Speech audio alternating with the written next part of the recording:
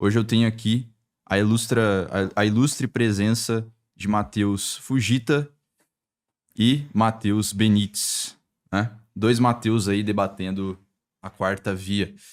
Basicamente, para você que caiu de paraquedas aqui, a quarta via de São Tomás de Aquino é uma das 5 vias onde ele, um filósofo ali medieval, defende que essas 5 vias são demonstrações, evidências, provas, enfim, da existência de Deus, né? E aí, hoje, exclusivamente, eles dois vão debater a quarta via, que é a via dos graus de perfeição.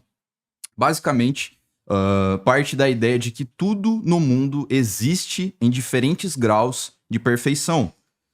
Algumas coisas, elas são mais boas, mais verdadeiras ou mais belas do que outras, né? Se você imaginar alguma coisa ou outra, há, segundo esse argumento aqui, algumas coisas mais boas, mais verdadeiras ou mais belas que as outras. Essa variação sugere que existe um padrão máximo, né? Um ser que é a perfeição absoluta em bondade, verdade e beleza, que no caso seria Deus, né? Que para São Tomás de Aquino, esse ser perfeito é Deus.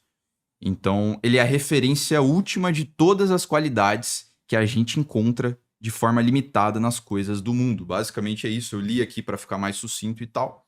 Mas hoje o tema é esse: a quarta via de São Tomás de Aquino, dos graus da perfeição, né? Então senta aí na cadeira, porque o debate de hoje vai ser bem interessante. Eu acho que vai dar para tirar vários pensamentos interessantes, porque a gente tem aqui dois intelectuais mesmo, assim. Então, vamos lá. Primeira coisa, vou pedir para os dois se apresentarem. Cada um vai ter 10 minutos aí de apresentação. Primeiro eu vou passar aqui para o Fujita, definir assim brevemente, né, o que é a quarta via, caso você queira utilizar seu tempo para isso. Expor o seu argumento do porquê que você acha ali de que realmente isso é a prova de que Deus existe, brevemente e tal, e apresentar a sua fundamentação em cima disso, né? Então vou colocar aqui o timer, Perfeito. 10 minutinhos, depois o Benites, eu vou ter que chamar vocês dois pelo sobrenome. Sim, não confundimos. Você vai, enfim, expor o que você considera falho no argumento dele, apresentar suas críticas e colocar, oferecer explicações e alternativas. Então, começa o timer aí. Então, pessoal, obrigado aí por estarem acompanhando o debate mais uma vez aqui no canal do Cauê. Quero parabenizá-lo, né, por hospedar, primeiramente, um tema que é, assim, muito nichado, né? Sim. Apenas para dar um contexto de por que nós estamos fazendo isso, eu e o Matheus Benites, nós já tínhamos debatido a princípio um tema que era sobre a divindade de Cristo, que foi no canal do Antônio Miranda, e a gente tinha feito um acordo, né? Eu debateria esse tema que foi proposto pelo Matheus, se em troca disso a gente também debatesse um tema que fosse estritamente filosófico, que é o de hoje, né? Que é justamente sobre a quarta via. E cá estamos, né? Decidimos hospedar no canal do Cauê, porque eu acho que o Cauê, assim, é um dos poucos podcasts que estão realmente interessados em fazer um debate com profundidade, né? Que não seja mais do mesmo. Então, assim, novamente, quero parabenizá-lo pela iniciativa e de estar aqui recebendo a gente. Obrigado, cara. Tá bom? Mas vamos lá, então. Que foi? Ah, tá, tudo bem. Então eu quero parabenizá-lo, né? Então, e assim, seguir já com a minha apresentação. Primeira apresentação minha, né? Sou Matheus Fujita, tenho um canal no YouTube que fala de filosofia, teologia, ciência, temas afins. Convido vocês a se inscreverem lá para dar essa força. E hoje, agora apresentando a quarta via, eu escolhi a quarta via para debater com o Matheus Benites, motivado por alguns motivos. Um deles é o fato de o Matheus já estar fazendo uma série de exposições sobre as 5 vias de Tomás de Aquino, então eu acho que seria pertinente, já que ele estava familiarizando a sua audiência ateísta, né, com esse tipo de argumentação. E a quarta via, salvo engano, ainda não tinha sido abordada no canal dele. Então, talvez seja interessante para a gente inaugurar quais são as objeções do Matheus Benites hoje. Em relação a também, porque eu acho que é uma das vias mais cativantes a respeito da existência de Deus. Muito se pensa que Tomás de Aquino preferia a primeira via, que é a via do movimento, mas eu acredito que não. A via do movimento ela não é repetida em tantos livros como é o caso da quarta via. Muito me parece que a quarta via, por ser uma via platônica, neoplatônica e também de viés aristotélico, ela funde várias coisas que Tomás de Aquino defendeu e desenvolveu ao longo da sua vida. Desde os primeiros opúsculos, do Ente Essência, ele vai desenvolvendo.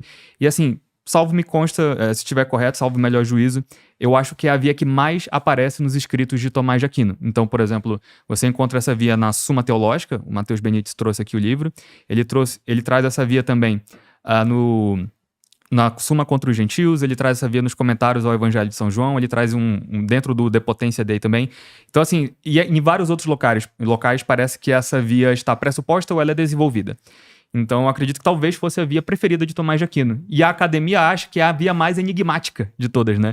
Interessante. Né, por que será que Tomás de Aquino achava tão interessante repeti-la, né? E com diferentes abordagens? Então, acho que a gente pode elaborar um pouco disso hoje aqui. Eu vou seguir com a leitura dela e expor algumas das premissas e terminologias assim, importantes para a gente poder compreendê-la perfeitamente. E eu trouxe aqui, então, a Suma Teológica. Tomás de Aquino ele vai dizer o seguinte: por 5 vias pode-se provar a existência de Deus. Aí ele dá as 3 primeiras e segue para a quarta, né? E ele diz assim: a quarta via procede dos graus que se encontram nas coisas. Assim, nelas se encontram em proporção maior e menor o bem, a verdade, a nobreza e outros atributos semelhantes. Ora, o mais e o menos se dizem de diversos atributos enquanto se aproximam de um máximo diversamente. Assim, o mais cálido é o que mais se aproxima do maximamente cálido. Há, portanto, algo verdadeiríssimo, ótimo e nobilíssimo e, por consequente, maximamente ser. Pois as coisas maximamente verdadeiras são maximamente seres, como diz o filósofo, e aqui quando no caso Tomás de Aquino fala o filósofo, é um título a Aristóteles, né? Então ele continua: ora, o que é maximamente tal, em um gênero, é causa de tudo que esse gênero compreende. Assim, o fogo, maximamente cálido, é causa de todos os cálidos, como no mesmo lugar se diz. Logo, há um ser, causa do ser e da bondade e de qualquer perfeição em tudo quanto existe, e chama-se Deus, certo? Então, essa é a formulação de Tomás de Aquino. Então, assim, eu quero só dar aqui alguns insights para a gente entender qual que é, então, a via argumentativa. Primeiro, explicar o que é perfeição, para não ser uma coisa, né, muito abstrata. Perfeição a gente entende aqui como uma espécie de magnitude transcendental da completude. Então, tudo que está positivamente, onticamente em alguma coisa é uma perfeição, ou seja, que completa o seu ser. Então, no caso, por exemplo, do homem, nós dizemos que ele é um animal racional. Então, a animalidade é uma perfeição no homem. Ela está expressando essa forma de completude do ser. Então, a animalidade, a racionalidade, os acidentes também têm as suas perfeições. Então, dentro do léxico aristotélico e também do léxico aristotélico tomista, escotista, suaresiano, das outras linhas medievais, a gente entende perfeição nesse sentido de completude, certo? Então, o que Tomás de Aquino está dizendo é o seguinte: olha, existem certas perfeições que nós podemos contemplar na realidade que elas são minoradas. O que isso quer dizer? São perfeições que podem apresentar uma certa gradação. E quais são essas perfeições? Tomás de Aquino não está falando de perfeições quaisquer. Ele está falando das perfeições transcendentais. E aqui é importante falar o que é transcendental também. Transcendental está na acepção não kantiana, né? Ou seja, a gente não está falando que Kant quer dizer por transcendental, mas na acepção escolástica de algo supracategorial, ou seja, que transcende todas as categorias. Então, por exemplo, as categorias de Aristóteles, a substância, a qualidade, as relações, todas elas são categorias. E as perfeições transcendentais estão instanciadas em todas elas. Então, não tem nada que possa escapar dentro dessas qualidades. E, por exemplo, Tomás de Aquino vai dar agora alguns exemplos, como a gente leu aqui na via. O ser, a bondade, a perfeição, no caso da verdade também, são coisas que estão instanciadas em todas as categorias. Ou seja, nós podemos vê-las em todas as categorias em menor e maior grau. Eu tenho 4 minutos, então vai ser importante agora já ir direto. Por que ele acha que essa observação é importante? Então, a partir do momento que você constata na realidade que existem tais perfeições que são minoráveis, que estão apresentadas assim, aí Tomás de Aquino se pergunta: ora, mas essas perfeições, elas não estão radicadas propriamente na essência das coisas.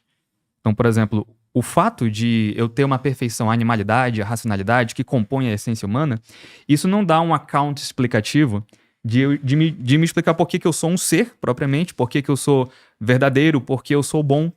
Então, ele pensa, e essa perfeição a gente vê gradativamente em certas gradações distintas, né? E aqui, por que então que a gente consegue ver que o Mateus tem essas perfeições, o Benítez, né?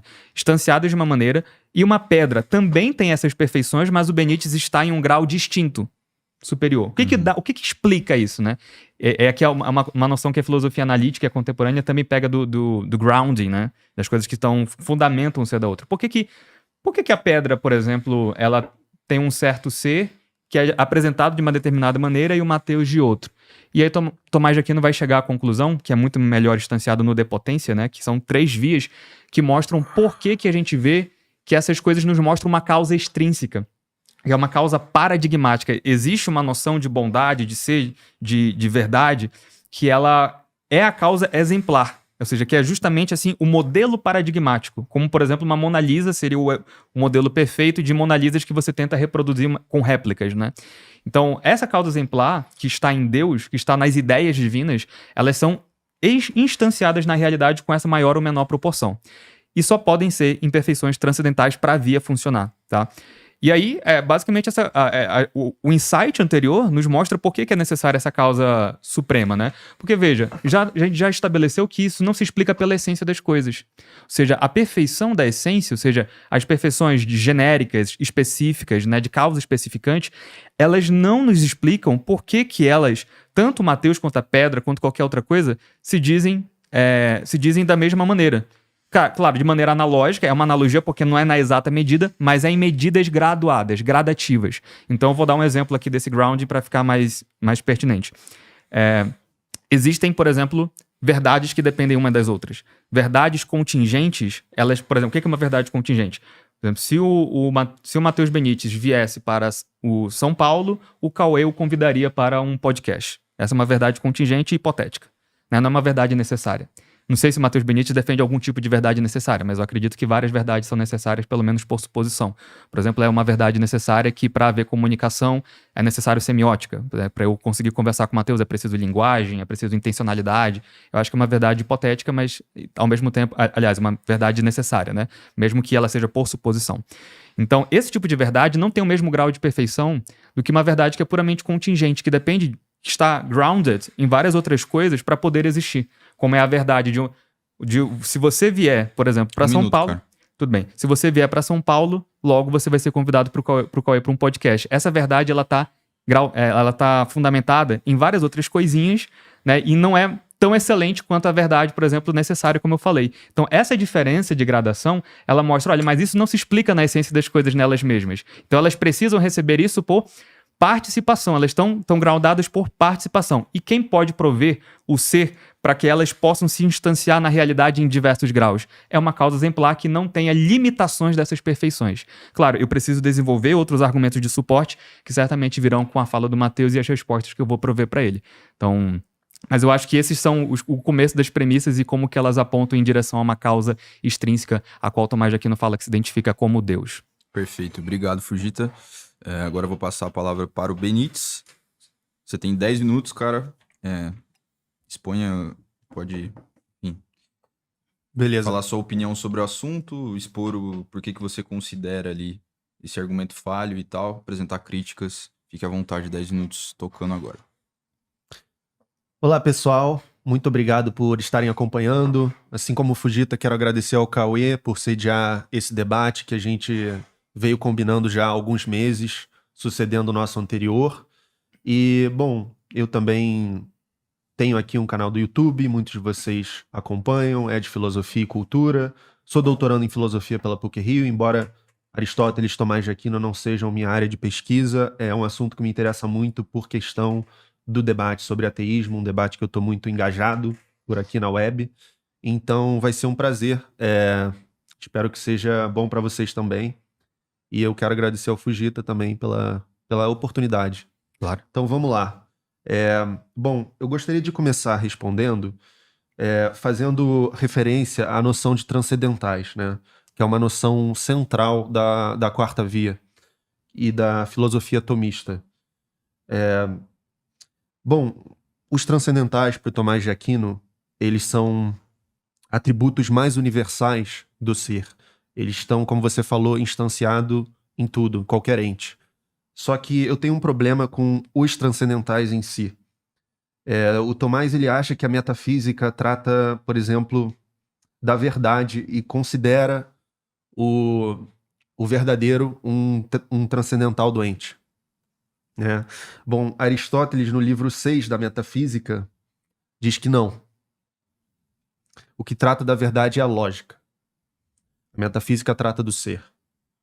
E eu gostaria de citar, por exemplo, Giovanni Reale, que é um grande comentador de filosofia, e principalmente de Aristóteles e Tomás de Aquino, apontando exatamente esse problema, né? Que é um dos grandes problemas. Eu tenho mais de um problema com a quarta via, mas eu gostaria de começar com esse, que está na História da Filosofia, volume 1, né?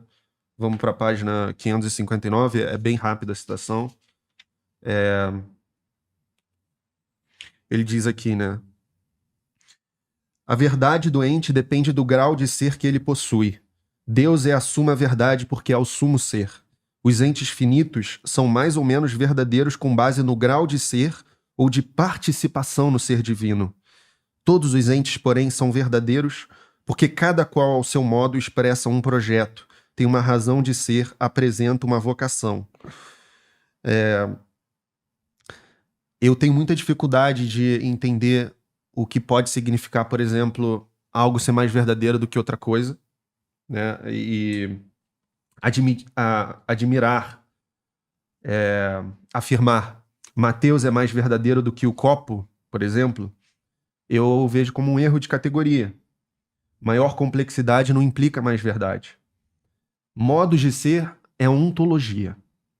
Verdade ou falsidade é lógica. Para mim, há uma confusão aqui na quarta via.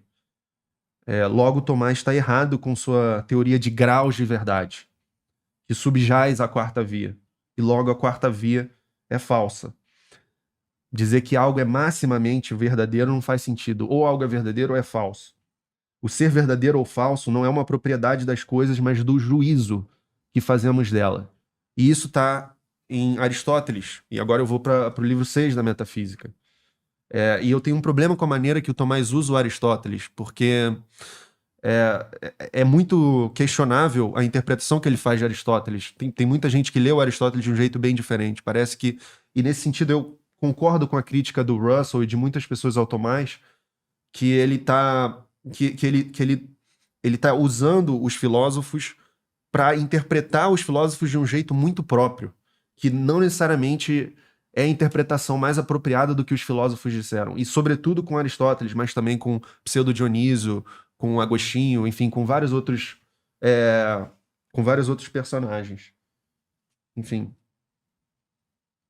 Eu vou ler agora brevemente o capítulo 4 do livro 6 da Metafísica para corroborar essa crítica que eu já apresentei sobre a questão do verdadeiro ser um transcendental. Então, Aristóteles diz aqui, né? Tá. Deixemos de lado o acidental, pois determinamos suficientemente a sua natureza. Entretanto, visto que aquilo que é no sentido de ser verdadeiro ou não é no sentido de ser falso, depende da combinação e de dissociação, e verdade e falsidade conjuntamente dizem respeito ao arranjo das partes de uma contradição, porquanto o verdadeiro apresenta afirmação quando o sujeito e o predicado são combinados, e negação quando são dissociados, ao passo que o falso apresenta o arranjo contrário. É uma outra questão o como acontece de combinarmos ou dissociarmos no pensamento. Por combinar ou dissociar no pensamento, entendo pensá-los não como uma sucessão, mas como uma unidade, pois falsidade e verdade não estão nas coisas. O bom, por exemplo, sendo verdadeiro e o mal falso, mas no pensamento. E no tocante a conceitos simples e essências, não há verdade ou falsidade nem no pensamento. Quais os pontos que devemos investigar em relação ao ser e ao não ser nesse sentido é algo a ser examinado posteriormente. Mas uma vez que a combinação e a dissociação existem no pensamento e não nas coisas, e esse sentido de ser difere dos sentidos próprios, podemos descartar o acidental e os sentidos verdadeiros de ser, pois a causa do primeiro é indeterminada, ao passo que a do segundo é uma ficção do pensamento. E ambos estão ligados ao gênero remanescente de ser e não indicam nenhuma realidade objetiva. Deixemos-las, portanto, de lado e examinemos as causas e os princípios do próprio ser enquanto ser. E aqui tem um parênteses, né? Ficou claro em nossa discussão dos múltiplos significados dos termos que ser apresenta vários significados. Então, é basicamente que a verdade diz respeito à lógica, não diz respeito à metafísica. A metafísica é sobre o ser, o verdadeiro e o falso não estão nas coisas, no sentido de não estão na realidade externa, é algo que diz respeito à nossa abstração, ao nosso pensamento, à nossa relação de ideias. Então, essa seria a minha primeira objeção, né? A quarta via. Depois tem outras que eu acho que vale a pena guardar para depois das respostas dele. Você tem 3 minutos ainda, se quiser concluir mais alguma coisa. Tá. Eu vou então usar mais uma vez o Reale para exemplificar, que eu acho que ele dá um ótimo exemplo. Página 558 da História da Filosofia. Recomendo muito, tá? Esse livro aqui. Aqui, ó.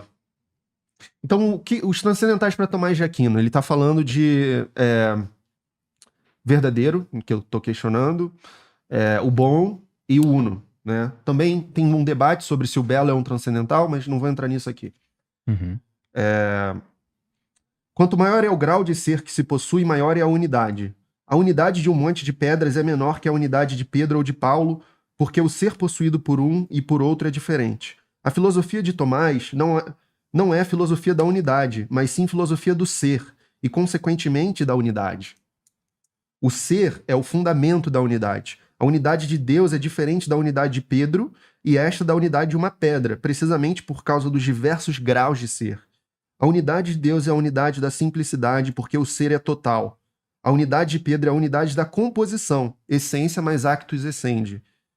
E a unidade da pedra é essa mesma, só que em grau inferior. Então, tenho muita dificuldade com isso, dizer que... então, eu sou mais do que a pedra. Eu tenho mais grau de ser do que a pedra. O que tem mais grau de ser, Fujita? Essa caneta ou esse copo? Para mim, isso é uma questão absurda, né? Apelar para os transcendentais, assim, exigiria um nível de prova dos transcendentais que eu não enxergo o Tomás fazendo. E, enfim, eu convido o Fujita para dizer se ele faz ou não. Claro. E encerro por aqui. Certo. Agora, vamos então para as rodadas, né? A gente vai ter aqui rodadas de argumentos e refutações diretas. Então, vão ser 3 rodadas, aí, primeiramente começando com o Fujita, né? Você tem 4 minutos aí para desenvolver um ponto central. O Benítez vai responder em 3 minutos e aí você vai ter uma tréplica ali de 2 minutos, né? Então, colocando aqui 4 minutos. Pode começar, cara. Eu vou aproveitar esse ponto. Pode continuar. Posso continuar? Tá, eu vou aproveitar esse ponto então para construir já uma réplica ao que ele falou e aí logo em seguida eu faço uma pergunta, né? Eu acho que o Matheus Benítez caiu numa casca de banana aqui porque existe uma certa equivocidade com o que significa o transcendental verdade. Nós não estamos falando aqui da verdade no sentido de algo que é uma proposição falsa ou verdadeira. Ou seja, Tomás de Aquino, em nenhum momento da Suma Teológica, em nenhum momento da Suma contra os Gentios, em nenhuma outra exposição da Quarta Via, vai falar que ele está falando de uma verdade que é uma contração da ontológica que aí sim se expressa com valores de verdade como verdadeiro ou falso. Até o meu próprio exemplo que eu falei das verdades contingentes versus necessárias, não tem nada a ver com uma coisa ser verdadeira ou falsa, mas sim com algo ser inteligível. É isso que esse transcendental quer dizer. Se uma coisa é inteligível ou não. E para comprovar isso é muito falso. Veja, o Tomás de Aquino acabou de falar que essas coisas são transcendentais e que então abarcam, né, todas as categorias. Pelo menos esse é o uso corrente em toda a Suma Teológica e nos livros que ele faz de posições especulativas.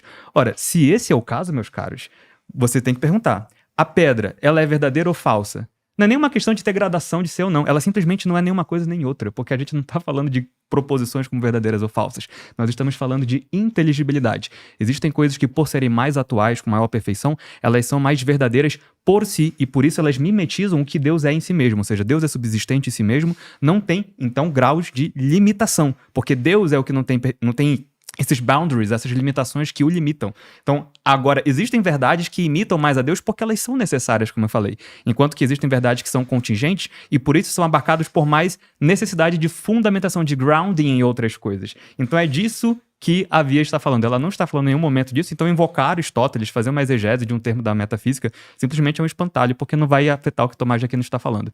Inclusive, é uma coisa que um filósofo ateísta, que é o Benjamin McGraw, fala sobre essa questão. Ele faz uma objeção muito parecida com a do Matheus Benítez, que é num artigo não tão superlativo, é o nome do artigo. Mas, novamente, eu gostaria que o Matheus dissesse, na réplica dele agora, qual é o tomista, o suaresiano, talvez um filósofo... A gente pode invocar até de outras ordens, né? Não só da dominicana, mas alguns filósofos jesuítas também expõem a Quarta Via. Eu quero saber qual filósofo faz a acepção de verdade, nessa acepção que não é transcendental, mas que é a contração para a questão de proposições serem verdadeiras ou falsas. Eu já acho que o Matheus Benítez não será capaz de dar um exemplo sequer, mas eu gostaria muito de saber, para ele fundamentar a via dele, Quem fez essa postulação? Quem postulou? Porque se você for ver o que ele falou aqui na Suma Teológica ou na Suma contra os Gentios, isso não se dá. E eu posso fazer a mesma coisa para a pedra, né? Porque a pedra, quando a gente fala da questão de ela ser una, o que um universal uno quer dizer? Quer dizer uma coisa... O universal uno é um universal negativo. Perdão, não é universal, é transcendental. É um transcendental negativo. Por quê? Ele quer dizer que ele não é múltiplo. Então, quanto mais perfeição uma coisa tem, menos ela é multiplicável. Por exemplo, você pega uma pedra e você fende a pedra no meio, você vai ter 2 pedras. Se você bandar o Matheus Benites no meio, não vai dar 2 Matheus Benites. Ele tem uma perfeição essencial que o une. Por isso ele é mais uno, ele é mais integrado, menos multiplicável, entendeu? Então é por isso que a pedra tem uma perfeição inferior e ela é menos una do que o homem. Então eu gostaria de saber de onde o Matheus Benites tirou essa interpretação, qual é o autor que postula, para que a gente possa analisar. Porque certamente eu acho que não vai ser um bom autor se ele tiver falado isso. 30 segundos, quer passar já? Pode passar. Beleza. Matheus, você tem 3 minutos para responder o Fujita. Começando agora. Ok, então, começando respondendo a pergunta dele, né? Eu não acompanho pensadores tomistas de perto. Eu não imagino que exista algum nome que eu possa citar assim para defender isso. Contudo, eu gostaria de chamar a atenção para o próprio texto, para a própria letra do texto de Tomás de Aquino, que de fato usa a palavra verdade, né? E quando a gente pensa em verdade, a gente está pensando em proposições. A gente está pensando em verdade ou falsidade, a gente está pensando em lógica, não em metafísica. E se você está falando de uma outra coisa, de um transcendental verdade, eu preciso de um esclarecimento do que é isso. Porque é algo que virtualmente nenhum filósofo que eu conheça fora da escola tomista vai defender que existe. O que são esses transcendentais? É quase como se Tomás de Aquino estivesse falando, não, confia em mim, essas coisas existem. Mas o que é isso? O que são esses transcendentais, especialmente transcendental verdade, né? A ideia de que eu tenho mais grau de ser do que a pedra é algo muito difícil de provar. Assim, eu quero ver uma prova disso. E o Aristóteles, no caso, ele não parece enveredar para esse lado, né? Isso é uma coisa muito mais tomista. Tanto que o texto que eu trouxe mostra claramente Aristóteles falando que verdade diz respeito à lógica e metafísica diz respeito ao ser, né? Então, talvez Tomás de Aquino, se está falando de uma coisa diferente, pudesse ter usado uma outra palavra para denominar esse transcendental, e aí fundamental que é esse transcendental de uma coisa ser mais verdadeira do que outra. E o Reale também faz a mesma crítica nesse livro. Então, se eu cair nessa casca de banana, também caiu o Reale, o Benjamin, enfim, outros críticos da quarta via de Tomás de Aquino, que tem um aspecto muito platônico, muito alheio enfim, a mentalidade filosófica moderna, de maneira geral, né? E eu te pergunto, eu quero saber mais sobre esse transcendental, né? O que é esse transcendental? Tá bom. Como você poderia renomeá-lo, se fosse o caso, para ilustrar para as pessoas, assim? Tá. Aí eu vou pedir para quando vocês quiserem passar o tempo, eu passo a vez, só sinalizar aqui para eu ter a noção, beleza? Mas Tá bom. imagino que você quer passar agora, né? Não. Aqui já até deu tempo quase, tem 20 segundos. Faltava 30 segundos. Né? Então, 2 minutos de tréplica, o Fujita. Certo, então vamos lá. Como eu falei, na verdade eu já dei a definição do transcendental da verdade, né? É justamente a coisa ser intelectiva, ou seja, uma coisa ser inteligível. E assim, ele apontar para o texto da Suma Teológica e dizer, olha, ele está usando a palavra verdade, logo a palavra verdade quer dizer o que os filósofos analíticos falam, isso não tem muito aqui segmento, né? Porque, veja, Tomás de Aquino, ele usa a verdade como transcendental em toda a sua obra. Então ele está falando de verdade em um sentido ontológico. Por isso que a sua crítica, você fala, não, mas a verdade não é estudada pela metafísica, a verdade é estudada pela lógica. Bem, mas Tomás de Aquino sabia disso, tanto é que ele falava da verdade em sentido ontológico. Prova do que eu estou falando é só vocês abrirem uma obra de São Tomás intitulada Questões Disputadas sobre a Verdade. E vejam que ele fala logo nos primeiros artigos, como ele define e como ele a defende. Basicamente o que Tomás de Aquino está falando é o seguinte, olha, se você pega o ser e você o coloca em relação com algumas coisas, você gera esses transcendentais. Ou seja, por exemplo, vamos colocar o ser, por exemplo, essa caneta, e vamos colocá-lo diante da intelecção. Ele tem o ser. Mas esse ser diante da intelecção, ele recebe um outro atributo, que é diante da intelecção ele ser inteligível. E a mesma coisa acontece para a bondade. Se você tem alguma outra crítica aí falando de bondade no sentido de ações boas e morais, vai cair no mesmo erro, porque Tomás de Aquino não tem essa acepção de bondade nesse tópico, tá? É uma bondade em sentido ontológico. Então, diante do intelecto, esta caneta, ela é inteligível. Por isso que é coextensível com o ser. Na medida em que ela tem a perfeição do ser dela, ela é inteligível para nós. Então, quando Tomás de Aquino fala, olha, existe uma distinção entre os transcendentais, qual que é a distinção entre o transcendental do ser, da bondade, da verdade? Ele diz que é uma distinção de razão. Porque não é uma coisa e outra coisa, porque aí seria uma distinção real. É a mesma coisa, mas que diante de um aspecto, ela vai ser intelectiva. Diante de outro aspecto, ela vai ser apetecível. Diante de outro aspecto, ela é a plenitude do ser, é o próprio ser. Então é por isso que os transcendentais são distintos apenas como distinção de razão raciocinada. E não raciocinante, né? Mas é um termo técnico da escolástica. Então acho que assim eu respondo ao que o Benítez falou. Perfeito. Agora, bom, vamos partir aí para a rodada do Benítez. Tem 4 minutos aí para desenvolver um ponto central. Depois... Novo. Tá. Uhum. Vai, pode começar. Bom. Eu só começo dizendo que eu ainda acho esquisito essa questão de botar graus de perfeição entre coisas muito diferentes, né? E dizer que o homem é mais perfeito que a caneta, ou que a pedra, ou etc. Eu acho que isso é algo muito estranho e que precisaria de maior fundamentação. Mas enfim, eu vou pro outro ponto agora, né? Bom, eu gostaria de trazer agora um argumento que eu vou colocar não como uma tese que eu estou defendendo, mas como um derrotador pro seu argumento, ok? Eu vou trazer aqui o conceito de inércia existencial, existential inertia, que é uma ideia relativamente recente na filosofia, né? Uma ideia que, enfim, passou a circular nos anos 80 com o artigo How to Think About God, do Mortimer Adler. O John Baudouin, de 2007, né? Escreveu The World Continuation, Divine Conservation or Existential Inertia, Paul Aldi, Existential Inertia, e mais recentemente a colega Joseph Smith, né, dos Estados Unidos, com quem eu correspondo, escreveu um livro sobre isso que é usado bastante para esse tipo de debate. Então vamos lá, vou tentar estruturar aqui de um jeito simples, né? O que é a inércia existencial, né? Eu defendo a tese entitativa fundamental, não é a única tese possível da inércia existencial. Existe a tese global, existem outras teses mais ambiciosas. A minha é uma muito parcimoniosa, que é objetos concretos fundamentais persistem inercialmente. Né? Então você está pensando, por exemplo, em quarks, prótons, um campo quântico. O que está no fundo da realidade, né? Na camada mais básica? Isso persiste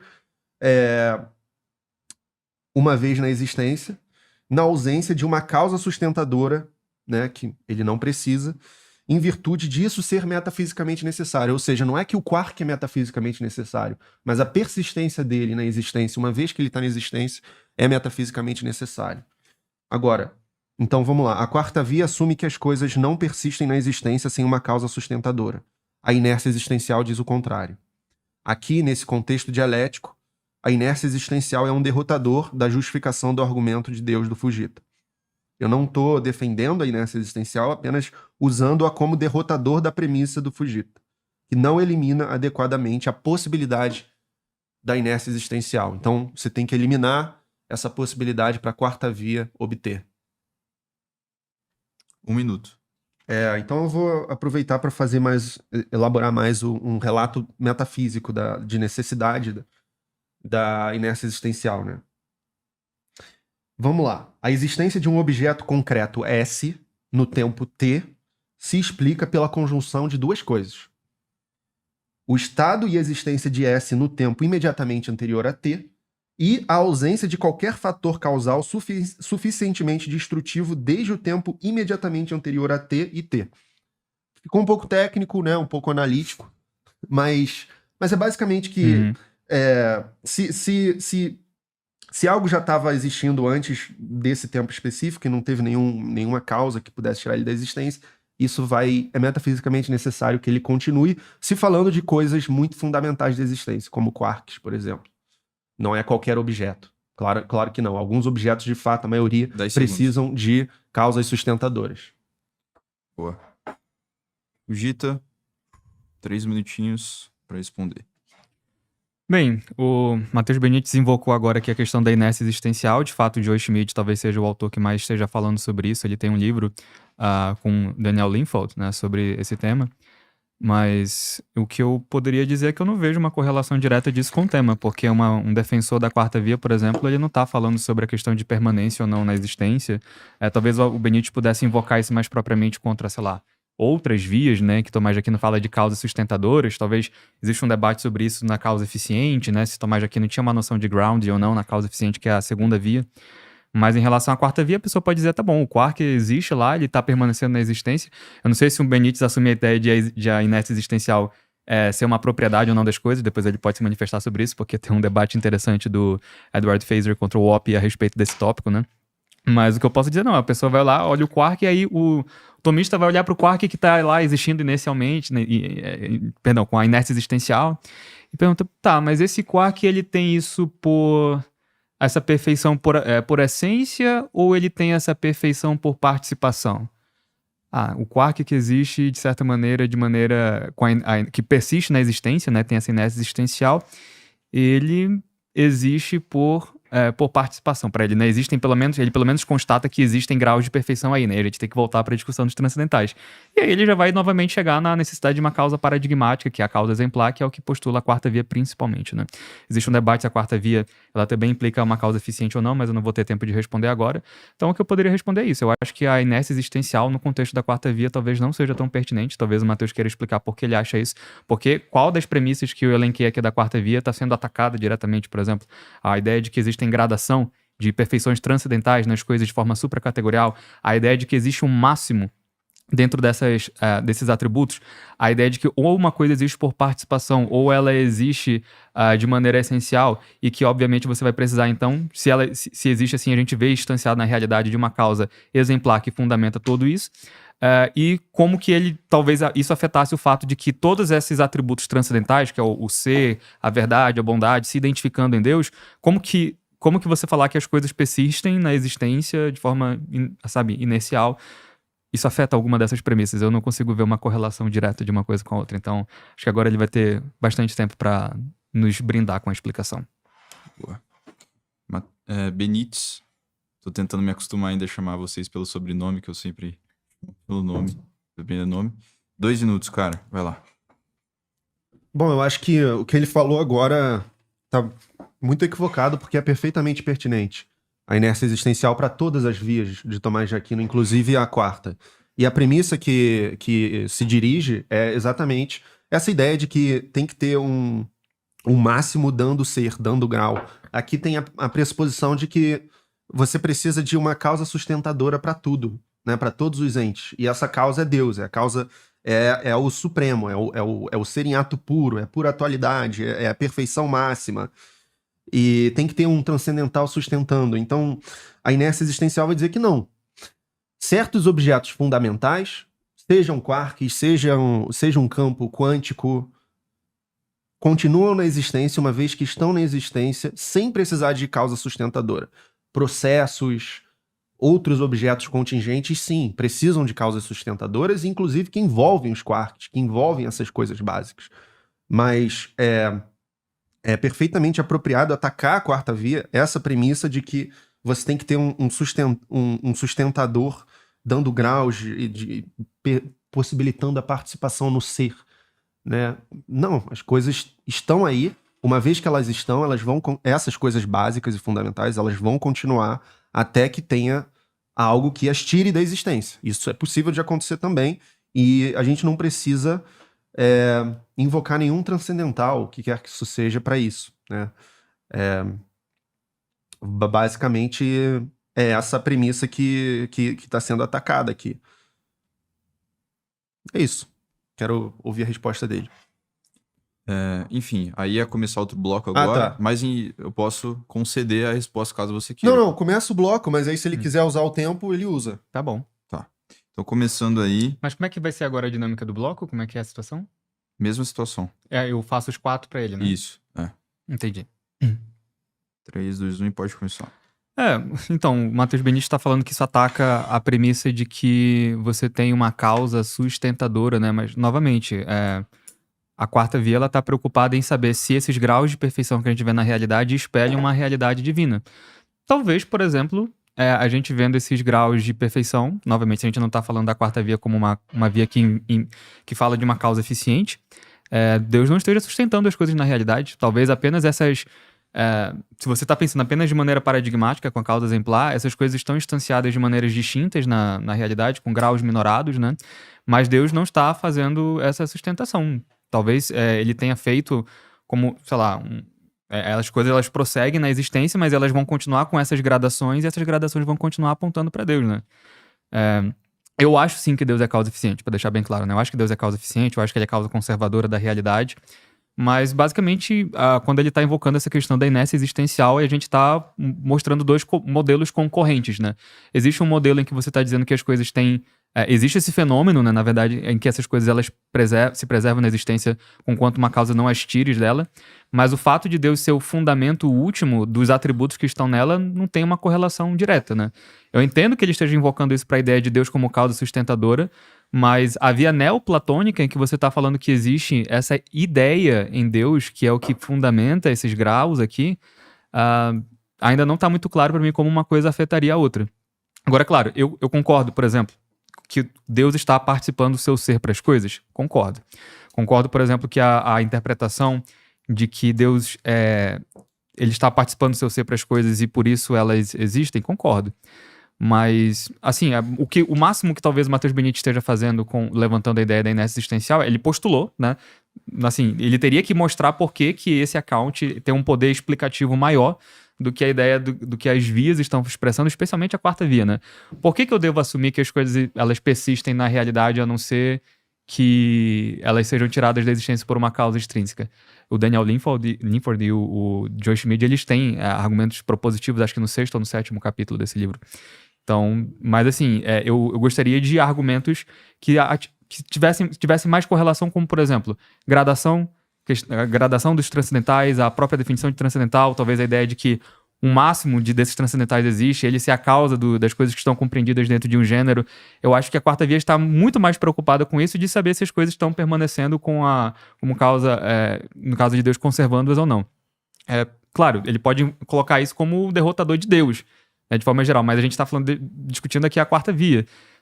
Sei lá, mas o que eu poderia argumentar a princípio é isso. Eu vou dar a palavra para ele, mas novamente, já perguntando aqui primeiro o que faz com que ele acredite, então, por exemplo, quais são os argumentos assim que ele vê que mostram que essa ideia de as coisas estarem sendo preservadas sem uma causa conservadora divina, por que isso explica mais? Por que isso explica mais do que um account participativo, por exemplo, em que Deus está participando do seu ser? Ou seja, e mais precisamente, como que isso afeta novamente a estrutura da via, que mostra gradação do ser.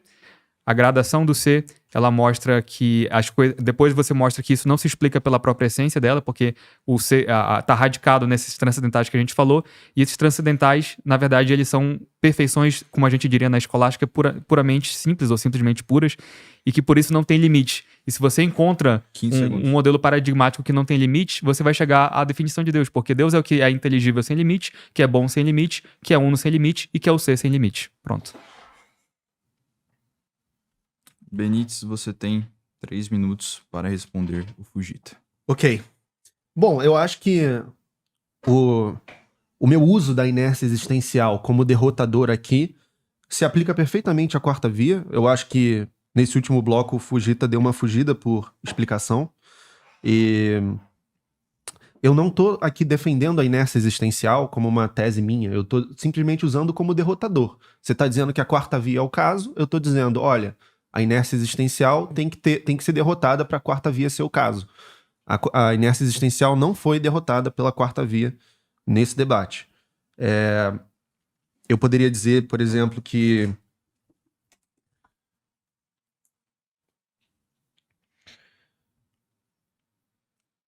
a ideia de que objetos concretos continuam na existência na ausência de causa sustentadora, em virtude disso ser metafisicamente necessário, é mais parcimonioso do que você usar uma ideia de participação no ser divino, né? É uma coisa que, baseado numa tradição empirista, baseado numa tradição econômica, em termos de poder explanatório, a inércia existencial é mais virtuosa do que a continuidade por participação, né? A sustentação por Deus. Mas esse nem é o meu compromisso aqui usando esse argumento. Eu só tô usando como um derrotador da quarta via. Eu acho que é perfeitamente possível fazer isso, porque a quarta via, embora não esteja falando de causa, não esteja falando de mudança, ela tá falando de algo supremo que possibilita que as outras coisas se manifestem de determinado modo de ser. E é isso que eu acho que é muito pouco parcimonioso, é algo muito... é um negócio ultra realista no sentido platônico exagerado que grande parte da filosofia moderna vai abandonar e que precisa ter uma fundamentação muito mais robusta da parte do Fujita, porque é algo muito grave assim, de se defender. Certo. É isso? É isso. Então, Fujita, 2 minutinhos, cara. Vai lá. Vamos lá. Ele falou assim, tudo bem, vamos conceder essa questão da participação, Deus está mantendo as coisas para que elas tenham instanciações gradativas. Vamos lá. Mas aí eu pedi então para que ele postulasse os argumentos, né? Por que esse account dele é melhor, deve ser preferido no lugar da ideia de participação, né? Que, enfim, eu acho que já tá colocado em termos meio esquisitos, mas tudo bem. Aí ele invoca a ideia da parcimônia. A parcimônia é um princípio, né, que justamente quando a gente avalia hipóteses explicativas, vai dizer que você tem que preferir a mais simples se os elementos que estão sendo invocados não são de fato necessários. Mas a ideia da participação é justamente que ela é necessária, porque as coisas não têm essas participações pela sua própria essência, que foi a premissa inicial. Então, se ele quer derrotar uma coisa, ele tem que derrotar exatamente isso. A premissa é de que ou uma coisa ela existe ou tem aquele atributo por participação ou por essência. De onde está vindo, então, o derrotador dessa ideia? Que é o que Tomás de Aquino fala em relação à calidez, né? O fogo. Você tem o calor, né? Transmitindo essa sua perfeição para as demais coisas. Tudo bem, a gente tem essa ideia de participação que é definida, como ele falou, pelos platônicos, neoplatônicos, né? Você vê Platão falando isso no Fédon, falando, por exemplo, da beleza. Você vê isso no pseudo-Dionísio, né? Que é o pseudo-Dionísio falando no Tratado dos Nomes Divinos, sobre a ideia de que você realmente precisa desse suporte, né? Desse suporte de uma via transcendental para que isso aconteça. Mas, então, aí eu quero saber a conexão, né? As coisas preservam sua existência, né? Porque a inércia existencial está falando disso, né? Preservar na existência. Mas a gente está falando aqui dessa coisa que está sendo preservada na existência ter graus de transcendentais. Por que uma coisa vai negar a outra, sabe? E assim, esse é o ponto. A gente não está fugindo. Eu tô simplesmente... você simplesmente postular que existe um grupo que fala da inércia existencial não mostra os argumentos disso. E a parcimônia também não mostra nada porque a gente precisa enfrentar premissas que já foram dadas. Então, assim, não tô fugindo de nada. Perfeito. É isso. 4 minutos, Benítez. Se quiser puxar para outro tópico, fica à vontade, não, porque você tem esse direito. Caso você queira responder também, continue respondendo. 4 minutos. Tá legal assim, eu comento um pouco do bloco que foi e introduzo outro. Mas, bom, as coisas têm um atributo que ela tem, nesse sentido, nessa linha de pensamento, como, por exemplo, eu ser bom ou virtuoso pela minha própria essência, não é por causa de um grau máximo de bondade que está me permitindo participar disso. E a ideia da inércia existencial está trabalhando com um modelo metafísico que não envolve participação. E é esse o ponto de conexão que o defensor da quarta via precisaria derrotar para seguir adiante, demonstrando que a metafísica da participação é o caso. Porque é uma metafísica concorrente. E é isso que precisaria ser feito, no caso. E que eu não vejo que foi feito. Mas agora eu vou mover para um próximo argumento, né? Esse é um argumento mais antigo, que vai por um outro caminho. Que volta ao Bertrand Russell, né? que usa a matemática como exemplo, né? Que a quarta via se baseia em uma confusão, segundo Russell, grande filósofo analítico ateu do século XX. A quarta via se baseia na suposta impossibilidade de uma série não possuir primeiro termo, segundo Russell. A matemática mostra que essa impossibilidade não existe. Para qualquer diâmetro, por exemplo, pode haver um diâmetro maior. Você consegue imaginar uma forma geométrica com um número máximo de lados? Não. Pode sempre haver mais. Então, esse é o ponto do Russell aqui, né? Logo, o argumento da quarta via, na interpretação dele, é inválido. E eu posso usar outros exemplos, como, por exemplo, a fenomenologia do prazer explica por que ele é bom, não em virtude de um transcendental, mas em virtude de si mesmo. E é dessa maneira que eu e vários filósofos analíticos vão entender coisas como prazer, virtude, bem, enfim. Não necessariamente uma ética das virtudes, mas um consequencialismo que defenda uma ética realista de algum modo. Vamos ver se eu consigo só ler o próprio Russell nesse 1 minuto e 40. Ótimo.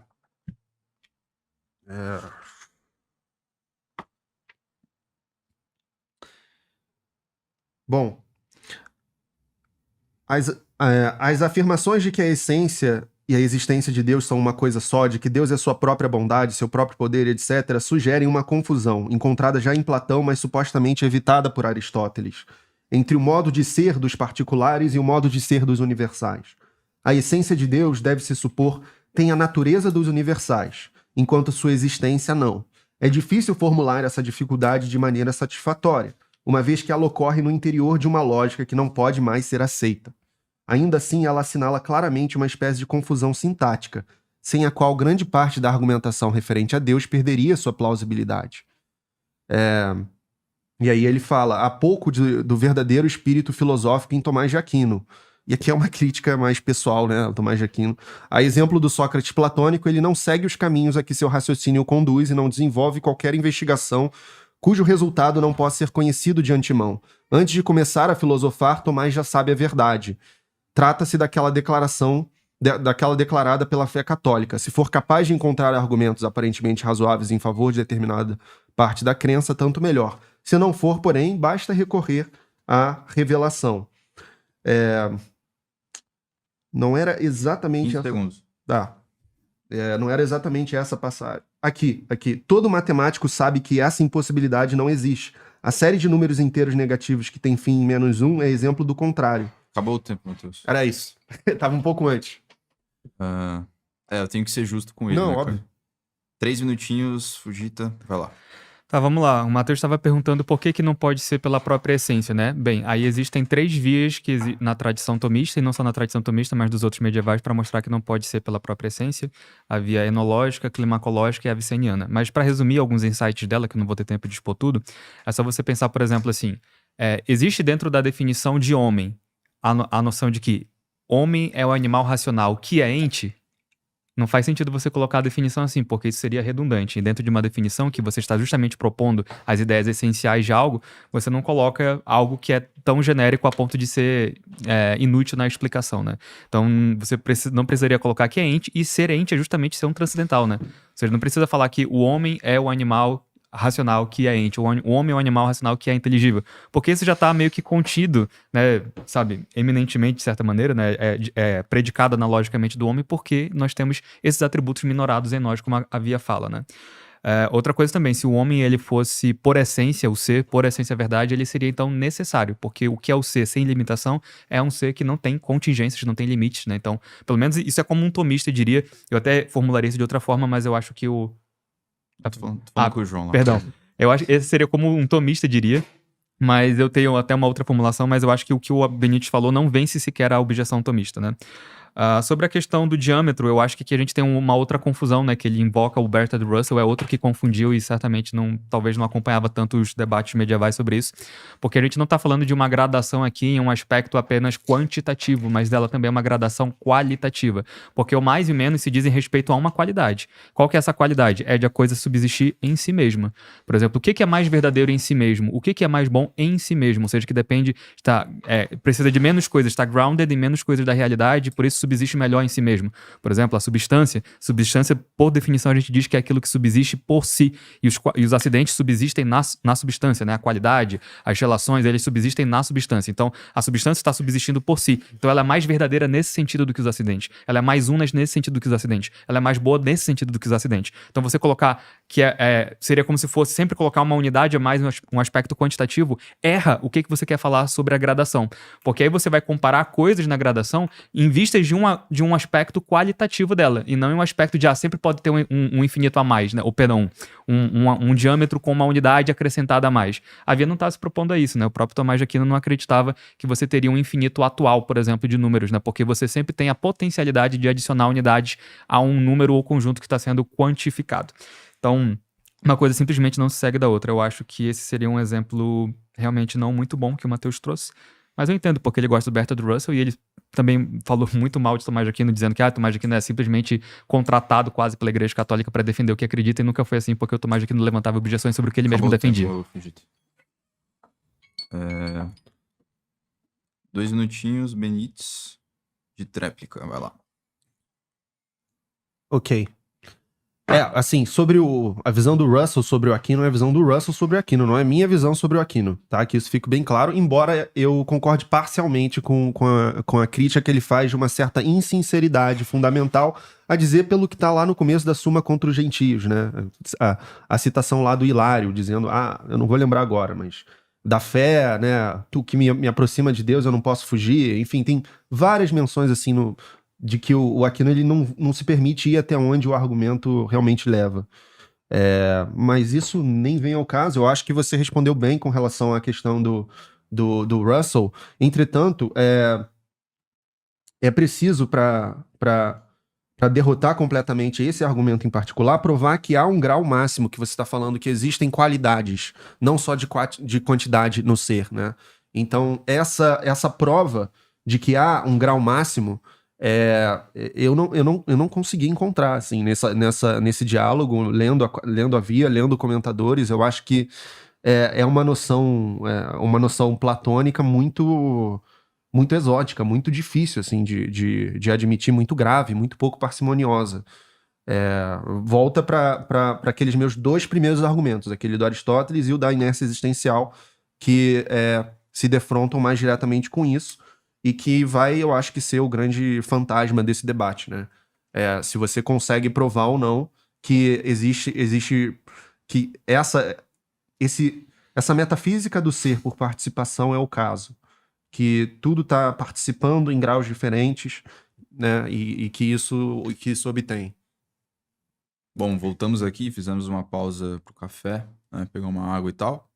E agora vamos para a segunda parte ali do debate, onde o Fujita vai começar tendo 5 minutos para fazer uma pergunta para o Benítez, e aí o Benítez responde essa pergunta, né?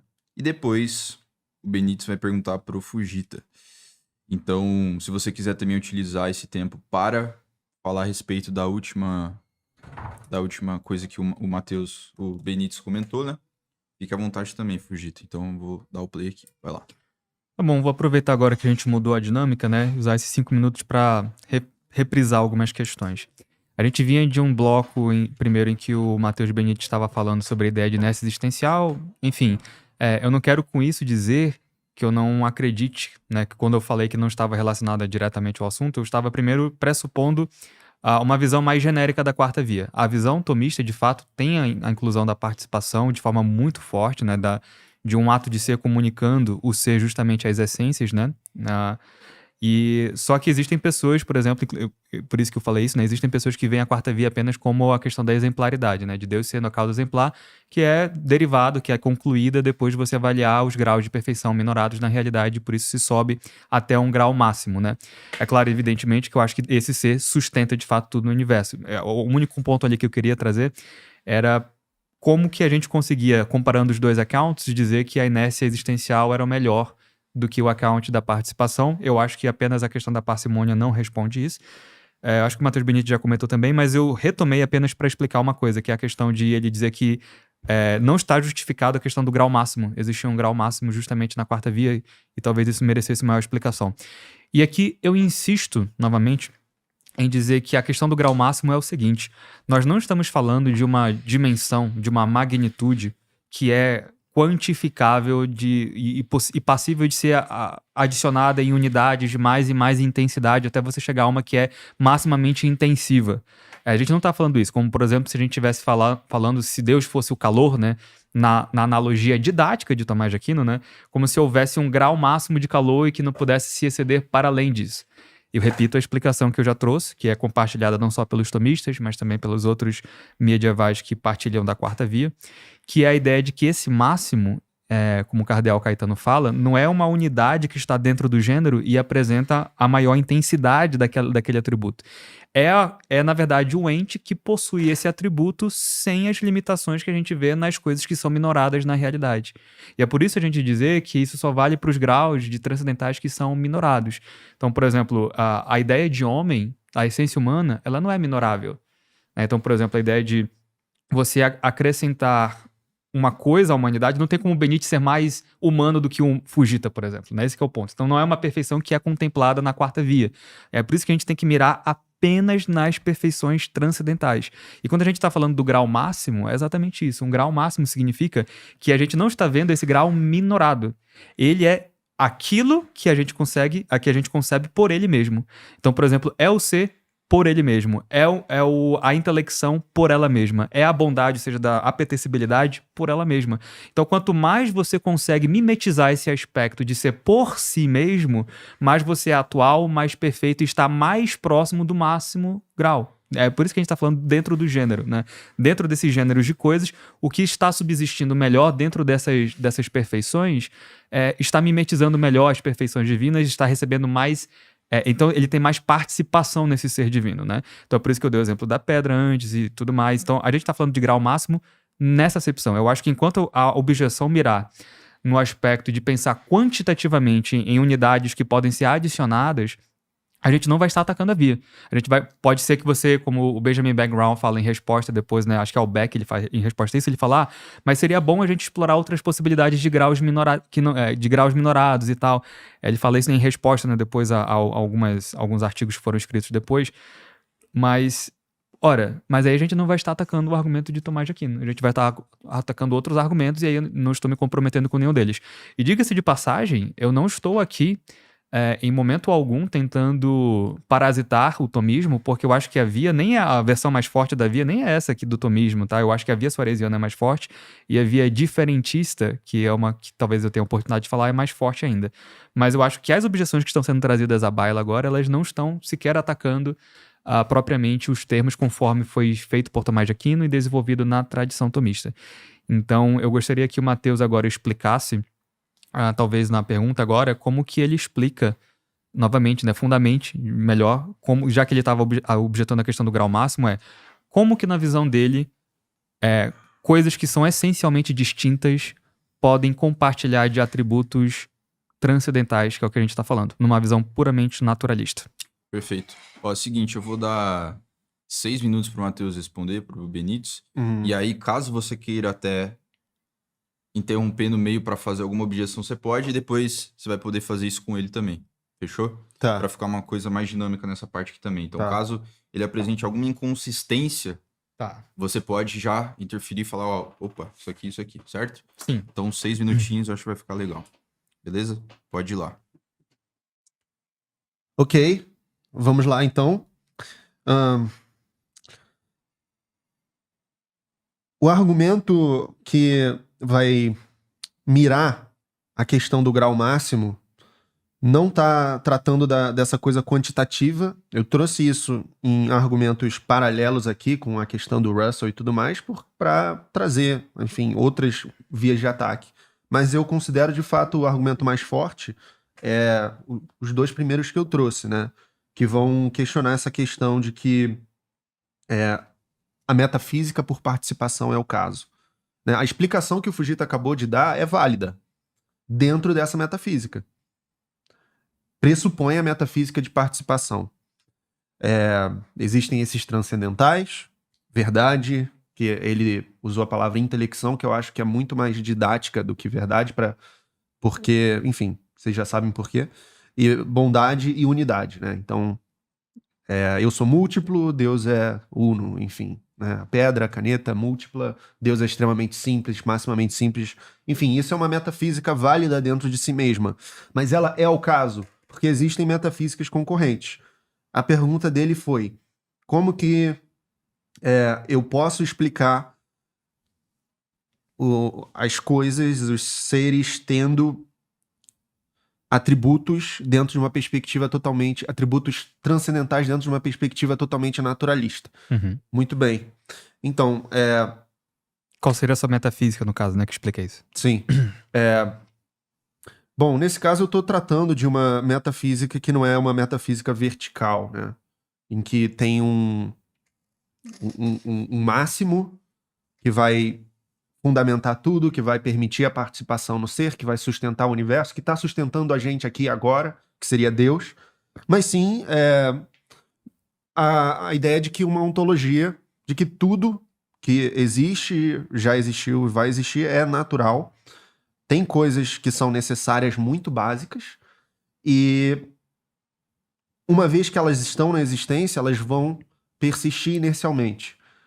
Com isso... Você está defendendo a ontologia plana, no caso, que você fala que ela é horizontal e não vertical. Isso é só pra... eu não tenho uma versão sistemática da ontologia plana, mas eu me dirijo Nesse sentido. nesse sentido. Certo, perfeito. E, assim, o que ele está chamando de transcendental é uma abstração, é uma coisa que não existe realmente.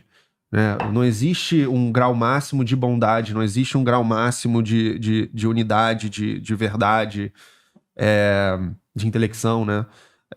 Eu posso ser bom em virtude de mim mesmo, né? Uma vez que os seres humanos estão no mundo, estão em relação... Enfim, eu sei que ele não está usando bondade no sentido moral, né? Aí já é outra questão, mas ele está usando bondade no sentido positivo grego, né? Mas, no caso, beleza, né? Não é uma coisa que... É uma coisa que emerge... Aqui, a minha metafísica que eu vou estar colocando como alternativa, aqui vai ser um argumento mais abdutivo, então, né? De pegar um modelo diferente e eu vou defender que esse modelo explica melhor do que a metafísica aristotélico-tomista. Que é o seguinte, né? O Daniel Dennett, ele equacionou isso da seguinte maneira. A tradição clássica enxergava a realidade como uma pirâmide, né? As coisas eram de cima para baixo. Então, tem Deus que sustenta o universo, tem que dá a beleza, que dá a bondade, que dá a verdade, que dá tudo. O naturalismo vai defender que as coisas vêm de baixo para cima, na verdade. A inteligência, por exemplo, é algo que evoluiu tardiamente no universo, né? Então, ele usa as seguintes metáforas no livro A Ideia Perigosa de Darwin. O guindaste é como o naturalismo e um gancho celeste é como a tradição clássica, de que eu vou invocar um transcendental, eu vou invocar algo transcendente para explicar as coisas naturais. Mas baseado numa tradição empirista, naturalista, né, epistemologicamente, a gente consegue uma metafísica que não se compromete com coisas tão graves e difíceis de verificar, difíceis de provar. O próprio Tomás de Aquino, ele tinha dificuldade com a ideia de dizer o que Deus é, né? Só por uma teologia negativa a gente poderia dizer... A gente só pode falar o que ele não é, né? Então, isso já mostra como é grave esse tipo de percurso, né? Mas é claro que ele era muito limitado pela física do seu tempo, pela ciência do seu tempo. Uma limitação que os filósofos modernos não têm, e possibilitou-se trazer uma metafísica que acompanha de maneira mais parcimoniosa a ciência do nosso tempo, né? Que as virtudes não são 40 segundos. com relação a um transcendental, mas sim com relação a si mesmas, né? As pessoas são boas com relação a si mesmas, ao que elas fazem no mundo humano, não por causa de um transcendental que está estabelecendo esse parâmetro e permitindo a participação. Esse tipo de raciocínio platônico, enfim, é muito grave, muito exuberante. Então,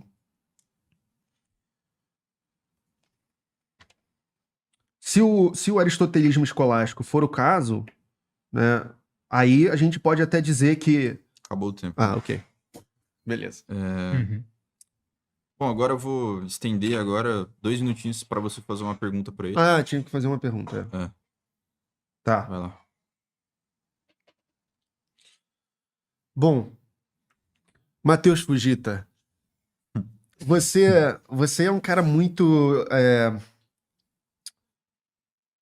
certo da existência de Deus, assim. Certo. E eu quero saber o que tem na Quarta Via que te convenceu tanto. Eu assisti o seu episódio solo com o Cauê, por exemplo, e você deve ser muito bom, assim, ser cristão, né? Deve ser um otimismo radical, É incrível.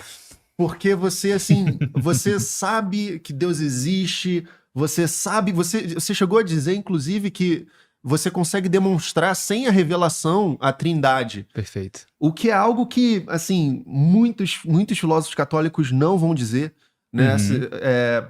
E então eu fico me perguntando quando que você vai lançar esse livro para eu distribuir na minha universidade, para os maiores filósofos, sabe? Terem acesso a essa Certo. verdade, assim, tão revolucionária de que a filosofia contemporânea, moderna, analítica, tá todo mundo perdido, sabe? Então me explica aí, o que tem na Quarta Via que te... Enfim, junto com todas essas coisas que te deu essa certeza para além da sua fé, que você manifesta desde criança, cantando na igreja, pela via totalmente intelectual. Perfeito.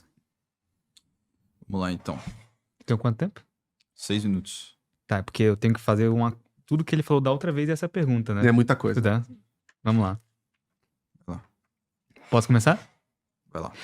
Então, pessoal, eu quero começar dizendo que eu não acho, tá, que a filosofia analítica tá totalmente perdida. O pessoal não... talvez uma das literaturas que eu mais consumo hoje é em filosofia analítica, né, junto com a filosofia medieval. Eu acho que tem insights, assim, maravilhosos. O próprio Matheus Benítez trouxe ali um livro de um ponto de vista lógico do Quine. Recomendo, leiam lá os 2 dogmas do empirismo, que ele fala sobre, assim, um monte de... Ah, deixa eu mostrar aqui, ó.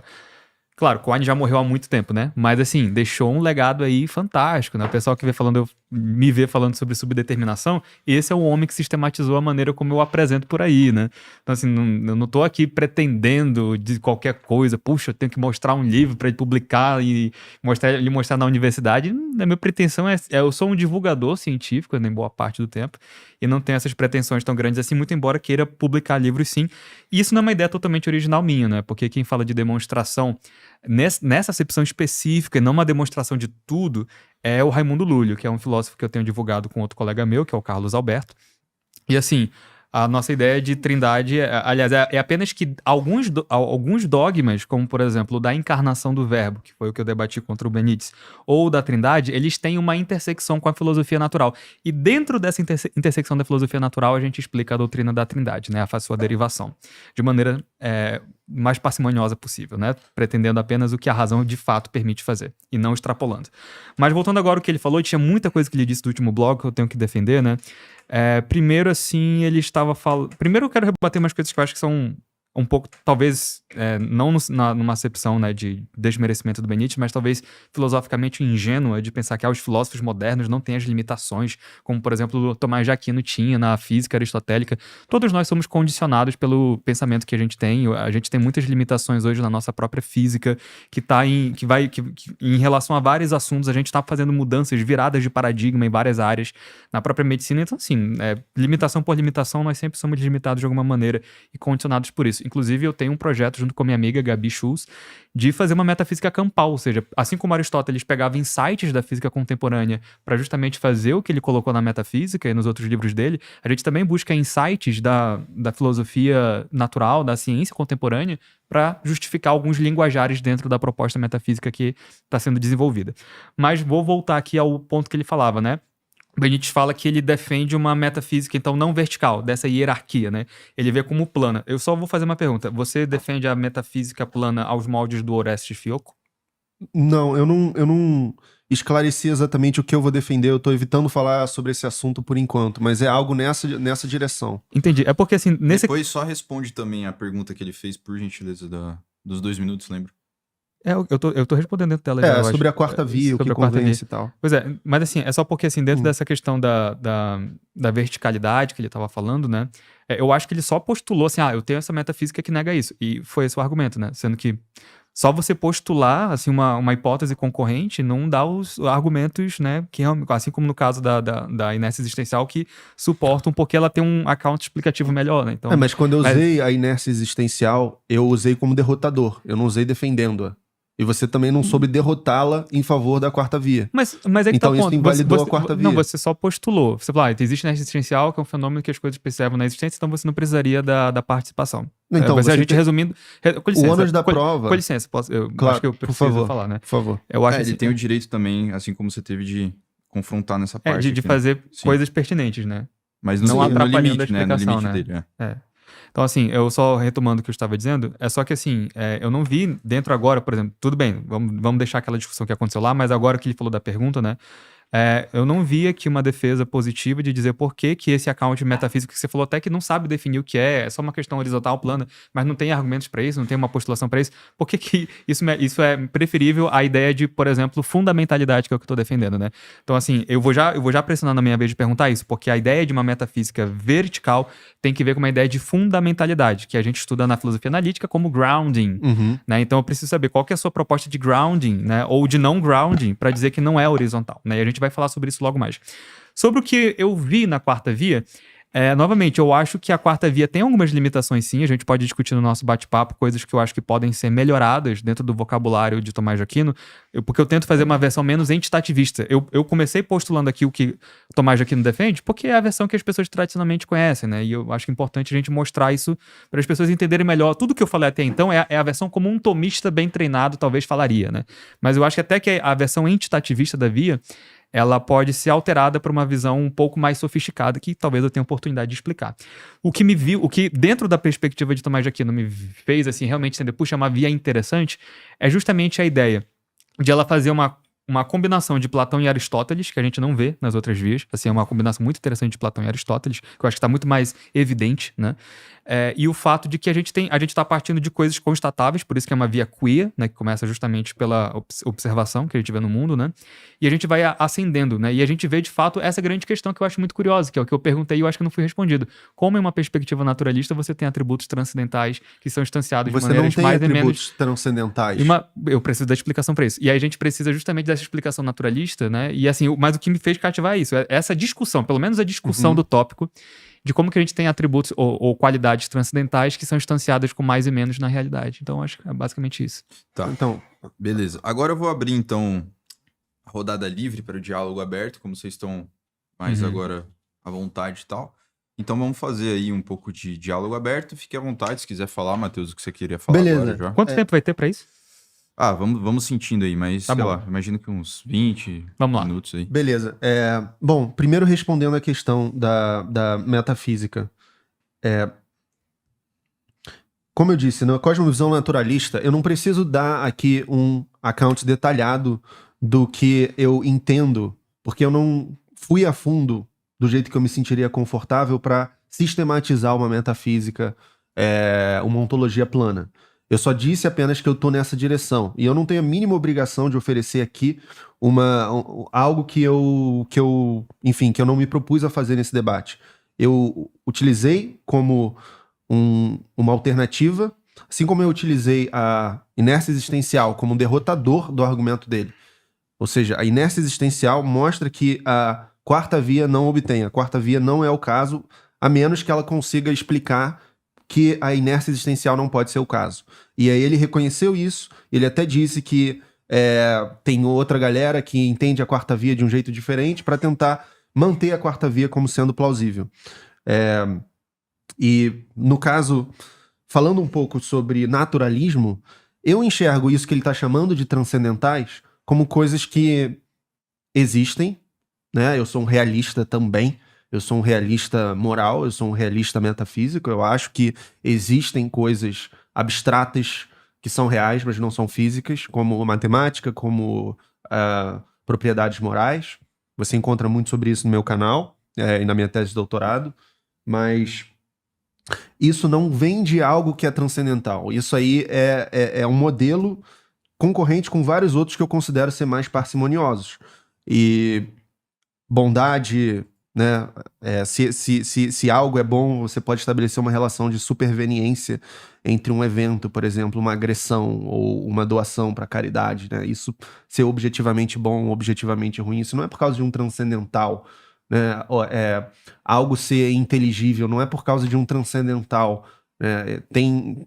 As coisas evoluíram, o universo, enfim, o Daniel Dennett traz todo um relato algorítmico, né, do universo, as coisas acontecem por processos naturais, né, e aí junta a inércia existencial e fala dessas coisas básicas que tendem a persistir a menos que algo a tira da existência, e eu enxergo essa cosmovisão muito mais parcimoniosa, assim, acompanhando o avanço científico da nossa época, e claro, eu não preciso nem dizer que não tem uma agenda religiosa envolvida, né?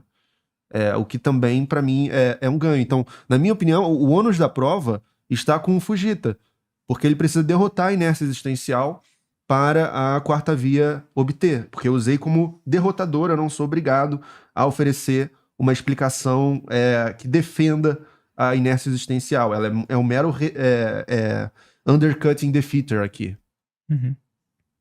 Pode. Então, vamos lá, tem muita coisa aqui que eu queria comentar. Inclusive, desculpa interromper, mas aí fica no bom senso de vocês interromper ou não, beleza? A gente vai sentindo aqui. Perfeito, vamos lá. Sobre essa questão eu vou começar com uma frase que ele falou: não existem transcendentais.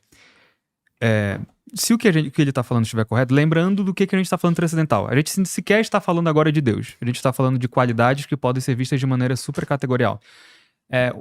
A gente negar que existam coisas assim seriam dizer, por exemplo, que existem coisas que não são inteligíveis, ou coisas que não podem apetecer, ou coisas que não são ser. Coisas, por exemplo, que não são ser são um mero nada. Então seria uma frase um pouco assim, meio inócua, né? Um pouco vazia de se dizer. Então, lembrando, quando a gente fala de transcendental é isso. Talvez ele negue a necessidade de um transcendental máximo participar do seu ser para que esse transcendental seja instanciado. Mas negar a existência de transcendentais simplícita aqui, pelo menos no linguajar aristotélico tomista, suareziano e escotista e tal, seria dizer que as coisas não são, existem, ou que as coisas não são inteligíveis, ou que não existem algumas coisas não são inteligíveis, né?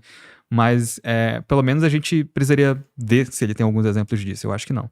Sobre a questão de ser mantido na existência, né? O problema que eu vejo da inércia existencial é isso, né? Ela dá uma explicação de uma descrição, um fenômeno, né?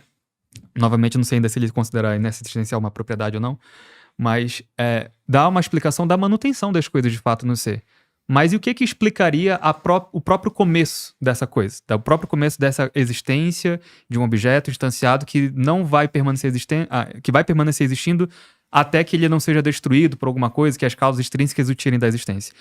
Será que isso consegue explicar? Será que o Matheus vai conseguir explicar? Porque ele fala assim: eu não sou obrigado a defender a inércia existencial, mas eu estou trazendo a inércia existencial como um derrotador. Ou seja, mas eu preciso que você me explique como a coisa desarticula minimamente, né? Porque assim, você está trazendo à mesa. Tudo que eu estou trazendo aqui, eu estou explicando. O que é um grau máximo, o que são perfeições transcendentais, por que uma coisa leva a outra, né? Então, assim, eu precisaria...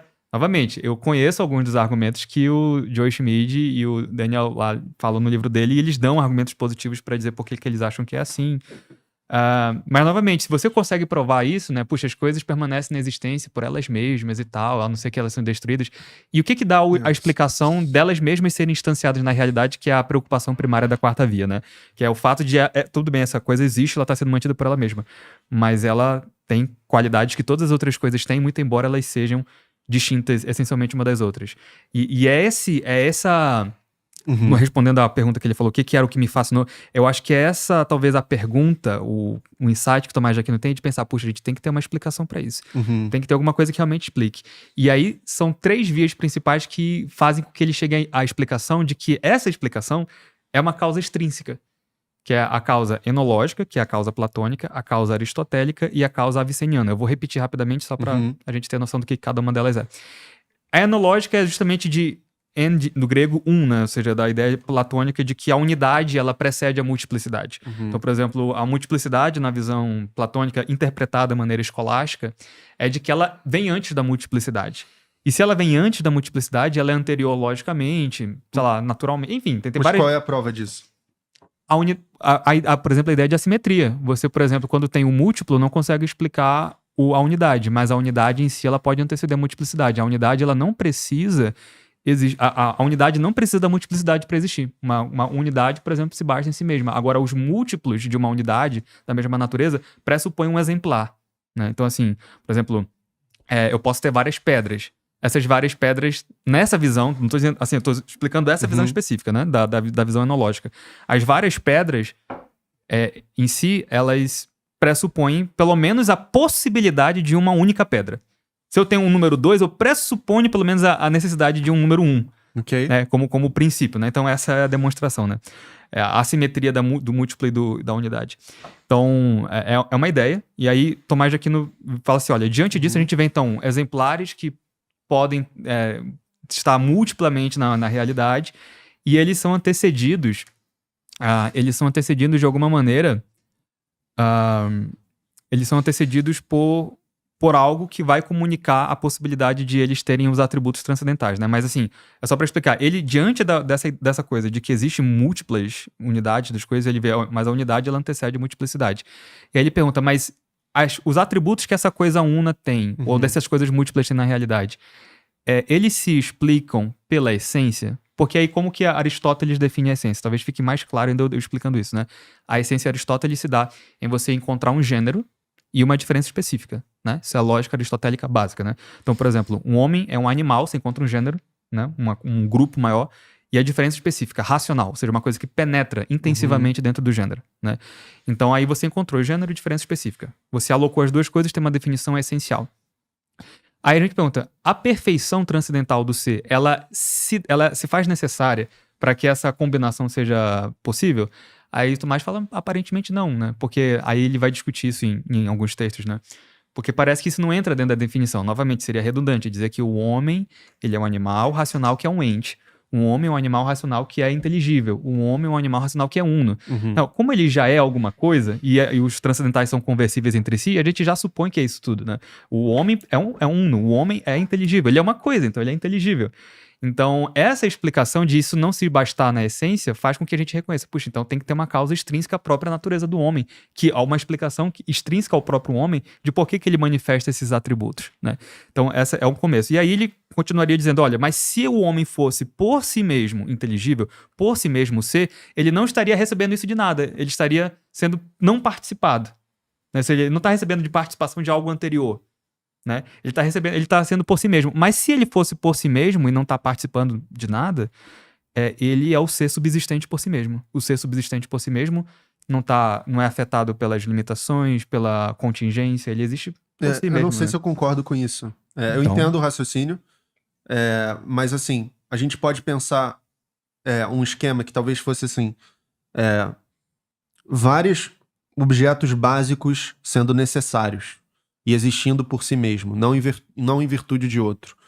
Se não me engano, isso inclusive é um dos argumentos que o Hoppe usa contra uma das outras vias do Aquino, né? De que tem que ter uma causa primeira. Não, pode ter várias causas primeiras, né? Pode ter várias.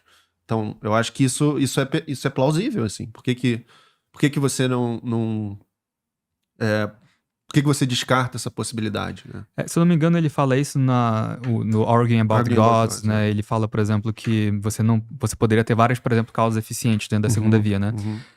Eu acho que várias causas eficientes que fossem o motivo inicial da via, subsistindo por si mesmas, elas seriam uma contradição. Porque essa causa eficiente que, pelo menos, é postulada dentro das vias, ela tem que ser uma causa necessária, uma causa que tem as perfeições simplesmente simples ou perfeições puras. Então, seria uma causa eficiente que não tem limitação. Não tendo limitação, ela não suportaria ter vários exemplares dela, porque aí ela estaria já dividindo alguma coisa, né? Ela estaria dividindo o espaço com outra coisa. Então, o infinito é uma coisa um pouco, como posso dizer, é um pouco clichê falar, né? Mas é que vários infinitos, assim, disputando, eles acabariam incorrendo num problema com a própria definição de infinito, né? Que não teria boundaries, não teria limites, né? Então, a gente pode desenvolver essa ideia um pouco melhor, mas é a ideia de que se é um infinito, ele tem que ser um infinito só, né? Ou pelo menos um infinito na acepção de causa eficiente, sem limitação, com as perfeições simplesmente simples ou puras, né? Mas essa é uma explicação, por exemplo, que se dá, né, contra esse tipo de objeção, de por que não podem ser vários elementos que estão causando isso ao mesmo tempo. Mas eu não sei Eu não sei também se você não está falando talvez da ideia de fatos brutos, né? Ou seja, da ideia de várias coisas que... não sei se você está falando do primeiro elemento ou de coisas já Não, na ponta da causa. Eu não tô nem colocando que é um elemento só, ou vários. Pode ser um campo quântico, pode ser uma coisa necessária e que não tem todos esses poderes, entendeu? Que a metafísica clássica atribui à coisa necessária. Eu entendo a validade lógica desse raciocínio, né, do ser por participação, mas eu não enxergo por que esse é o caso necessariamente. E talvez sejam só simplesmente dois modelos contraditórios que nunca vão conseguir encontrar uma espécie de síntese, né? Eu não sei, talvez você tenha uma explicação para por que essa metafísica é preferível do que simplesmente algo muito mais básico, muito mais precário, que a gente não sabe tanto a respeito ainda, né? Que seja a metafísica subjacente, né? Há vários objetos básicos, necessários, que persistem a menos que tirados, e que são causas eficientes de outros processos, né? Enfim. É que você está propondo não ter explicação, né? Na verdade. Fatos brutos. Exatamente. É esse que é o ponto. E aí que tá, dentro das virtudes teóricas, eu acho que a minha explica, né? Ela tem uma explicação para essas coisas de fato existirem. E assim, o que ele está propondo é basicamente que as coisas não teriam motivo de existir, elas simplesmente existem, né? Então, fatos dados na realidade. Ou seja, é simplesmente dado que essa pedra existe, não tem um account maior, uma explicação de justificar a existência, seria mais ou menos isso? Mais ou menos isso. E em alguma medida é algo muito humano, demasiadamente humano, buscar motivos para as coisas.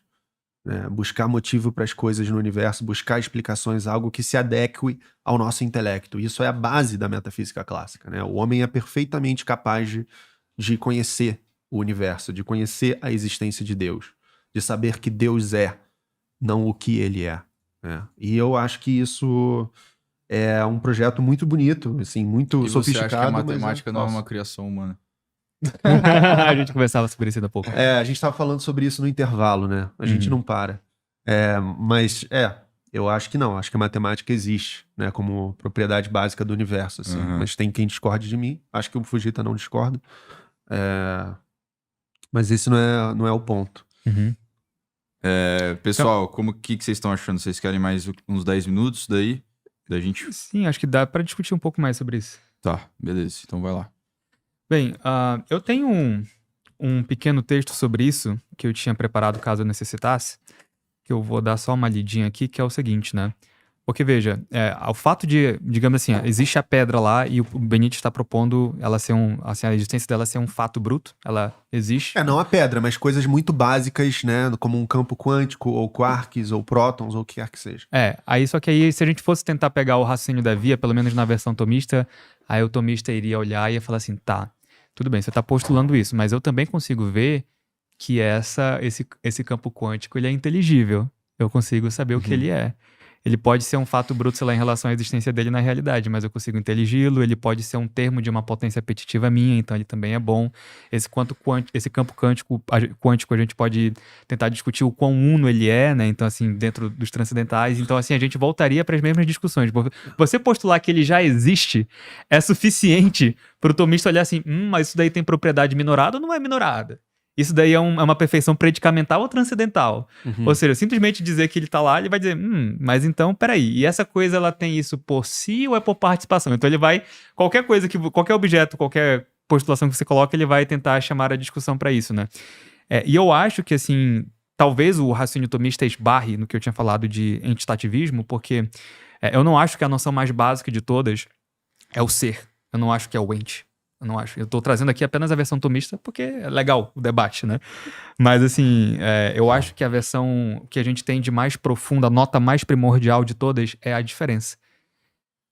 Então, assim, por exemplo, porque aí isso vai ajudar a explicar alguma das coisas do que eu tava dizendo, do que você perguntou, da seguinte maneira. Tem um outro filósofo medieval, que é o Duns Scott, que ele chega a discutir o seguinte, olha, as diferenças últimas... porque, assim, existe... a ideia de que existem diferenças, né? Existe a nossa diferença específica, por exemplo, que é a racionalidade e tal. Então ele vai tentando enxergar as diferenças últimas do constitutivo das coisas, né? E as diferenças últimas, elas não podem ser. Né? E aqui talvez seja uma discordância minha com a Via. Não pelas conclusões e pelo raciocínio, Ótimo. mas assim, não dá pra ajudar o Benítez, né? Pronto, Não, pessoal. mas assim, não é uma discordância tanto do raciocínio completo, mas apenas de uma coisa talvez um pouco terminológica e também do próprio aspecto que a gente vê em relação ao ser, né? As diferenças últimas para Duns Scott, elas não podem ser formalmente o ser.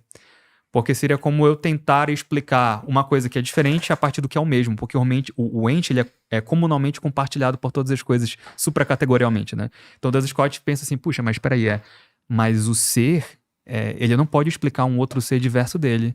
Porque ele precisa de uma diferença. Então a diferença, ela é como se fosse a nota mais primordial para a gente entender por que uma coisa é distinta da outra. É como se fosse o ser que explicasse a diferença, seria como a gente jogar água dentro de uma piscina para tentar diferenciar água de água, sendo que água é água. Água se é compartilhado por tudo, né? Então ele chega nesse account explicativo. Então, assim, acho que o fato de as coisas serem inteligíveis é de fato uma coisa que eu compartilharia com o tomista. A gente olhar para esse campo quântico, ou seja lá, essa coisa fundamental, e dizer, puxa, mas isso é inteligível de fato, né? Então tá compartilhando um atributo que de fato é transcendental, porque aí as outras coisas dentro do campo quântico, ou em virtude do campo quântico, elas também são verdadeiras, né? E eu nem sei que tipo de grounding você tem na filosofia analítica, se você é separatista, tem umas classificações assim ou não, mas de toda forma ele iria groundar, digamos assim, né? Fundamentar outras coisas. E dentro dessa perspectiva de qual eu tô partindo, a gente primeiro estabelece que é inteligível, né? Que é inteligível. E aí a gente conseguiria, adaptando a quarta via, ver graus de inteligibilidade distintos no universo, né? Tem coisas que são distintas por essa e essa maneira. E aí eu queria só ler uma coisa que é o seguinte, ó. Se tudo o que existe é distinto, essa distinção não pode ser apenas um fato empírico ou acidental, porque a distinção é condição anterior à própria existência de qualquer coisa. Que é o que eu estava falando. O próprio fato do campo quântico existir já é alguma coisa, e ele ser alguma coisa já nos quer dizer que ele é inteligível, senão a gente nem estaria falando dele, né? Aí continua. Para que algo possa ser outro, entre aspas, em relação a algo mais, deve haver um princípio que torne possível a alteridade, né? Um fundamento que explique por que as coisas podem ser diferentes e reconhecíveis como tais.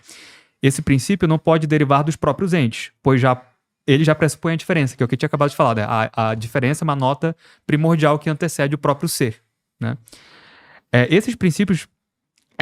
Esse princípio não pode derivar dos próprios entes, né, como eu falei. Por isso, deve haver um ato primeiro de diferenciação, uma diferença última que não dependa de nada mais para ser distinta, mas que seja por si mesma o poder de distinguir. Sem essa diferença última, toda a diversidade seria ilusória. As coisas não seriam realmente separáveis, mas apenas variações em um mesmo indeterminado. A distinção entre isto e aquilo, ser e não ser, verdadeiro e falso, perderia sentido. A própria inteligibilidade entraria em colapso, pois pensar é sempre distinguir. Toda vez que você pensa, você está distinguindo. Pensar é distinguir. Identificar algo como algo, o que só é possível... Ou seja, a própria inteligibilidade entraria em colapso, pois pensar é sempre distinguir. Identificar algo como algo, o que só é possível se a diferença for já dada como estrutura transcendental do real. O argumento transcendental mostra que negar a diferença última é autocontraditório. Quando alguém nega que haja uma diferença fundamental, essa própria negação já opera uma distinção, né? Entre o que é afirmado e o que é negado, entre o discurso e o objeto, entre o que é e o que não é. Assim, toda negação da diferença pressupõe a diferença. Essa é a condição de possibilidade tanto do ser quanto do pensamento. Nada pode ser pensado ou existir sem que seja distinto de algo. Logo, a diferença última é necessária a priori, não como um elemento do mundo, mas como um princípio sem o qual não haveria mundo sem pensamento possível. Essa diferença última não é uma relação entre termos já dados, mas o ato originário de diferenciação pelo qual qualquer termo pode ser dado. É pura atualidade diferencial, não resultando de um processo, mas condição que torna possível qualquer processo. Em linguagem transcendental, poderíamos dizer: a diferença última é o horizonte de inteligibilidade no qual algo pode aparecer como algo. Aí o último parágrafo é: portanto, tem de haver uma diferença última subsistente, porque sem ela não haveria distinções reais, nem multiplicidade, nem conhecimento. A diferença última é a condição transcendental de toda a realidade e de toda a significação, o fundamento sem o qual nada poderia ser pensado, dito ou ser distinto do nada. Então, assim, eu uso isso como complemento apenas para me opor à ideia de fatos brutos, né? Porque eu acho que o fato bruto, como eu falou, ele já supõe a existência dele é inteligível, e aí a gente entraria nisso. A inteligibilidade dele é um transcendental. Aí a gente volta às discussões que a gente já viu, né? Uhum. É isso. Interessante, né? Bem interessante seu texto. E assim, você, a partir desse ponto, você abandonou Tomás de Aquino, de certa forma, né? Você tá... A gente adapta. assim, você trouxe até o Duns Scott, que é um adversário do Tomás de Aquino, de certa forma, né? Talvez o maior no contexto ali. Dentro da disputa por exemplo, dentro da disputa da universidade, talvez, não sei né? se a audiência vai esperar por essa, nesse ponto do debate. Mas é que eu falei lá no começo, né? Eu falei que a minha ideia era começar expondo a via tomista, mas eu mesmo falei que eu acho que existem incompletudes que podem ser aperfeiçoadas dentro da via de Tomás de Aquino, né? Com certeza, e eu concordo em gênero e grau. A gente tá aqui pela verdade, né? Pra defender Tomás de Aquino. Tomás de Aquino acho que errou em tantas coisas. Pode encerrar com essa por mim.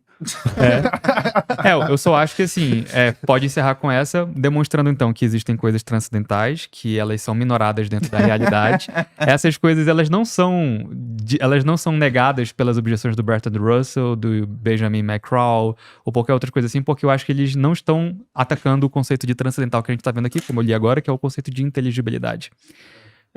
Então eu acho que esse tipo de objeção e você recorrer a fatos brutos não explica a própria inteligibilidade, os transcendentais, e a gente volta a vir. Tem várias coisas difíceis de explicar, né? A própria consciência, a inteligibilidade, várias coisas que diz respeito ao Geist, né? Ao espírito, ou à mente, ou o que quer que seja, que não necessariamente você aponta para um transcendental, né? Talvez seja algo que faz parte de uma realidade que na sua base seja composta de fatos brutos.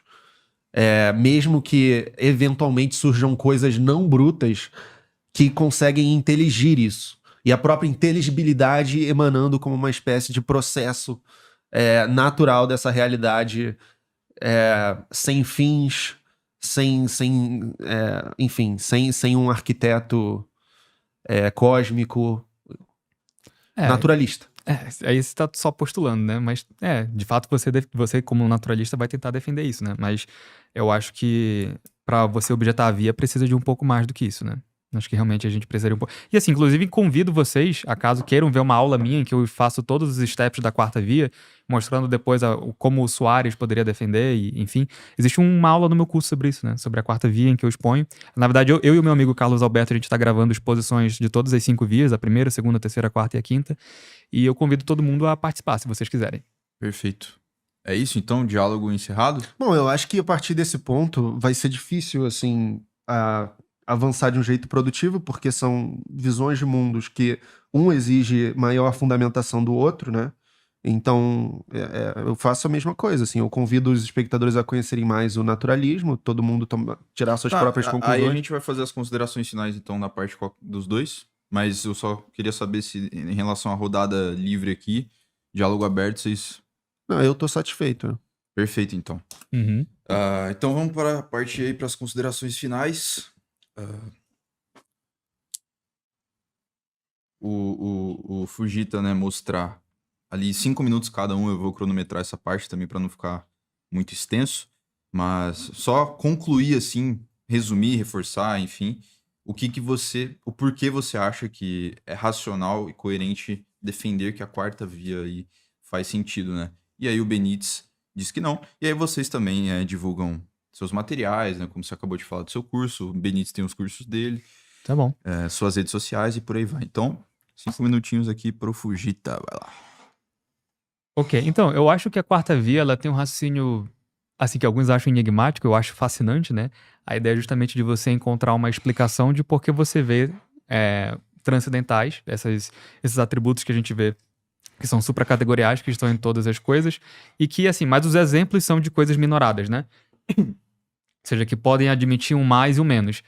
A essência humana não admite mais ou menos, como eu falei, porque não nessa acepção de o Benítez ser mais humano do que eu, coisa assim.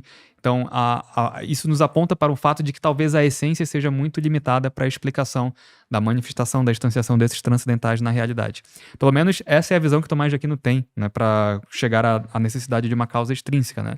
Pela via enológica, ele vê que a unidade antecede a multiplicidade, algo que pode ser discutido, mas é uma das constatações dele, tá? Eu tô apenas enunciando aqui para vocês o que ele acha.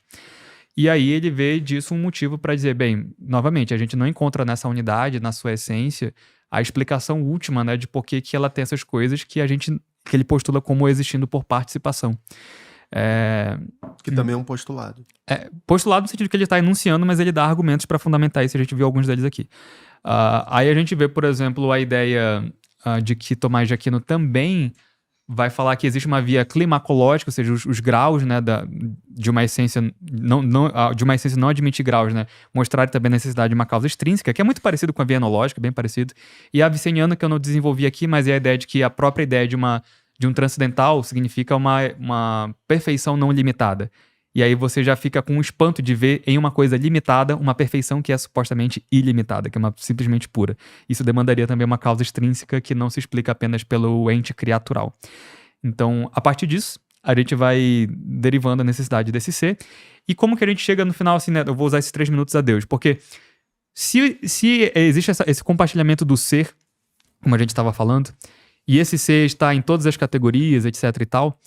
e esse ser, em virtude do intelecto, ele se apresenta como uma distinção de razão raciocinada, como o transcendental da verdade, que é o inteligível. Em virtude de ser termo de um apetite, por exemplo, o alvo, ele pode ser quisto pela vontade, ele pode ser desejável, né, de alguma maneira, por qualquer coisa que seja, e por isso ele é algo bom. Você vai ver que tudo isso está radicado no próprio ser. Isso na visão tomista, né? Tudo isso está radicado no próprio ser. Ou seja, essa atratividade que as coisas têm, essa inteligibilidade que as coisas têm. E elas só são assim em virtude de serem alguma coisa. Porque precisa ser alguma coisa para ser isso. Então, aí Tomás de Aquino pergunta, mas o que é, por essência, ser, bondade, unidade, verdade? E fala, geralmente a gente chama isso de Deus. Então é por isso que eu acho que é uma via fascinante, porque ela pega várias rotas assim ao mesmo tempo, né?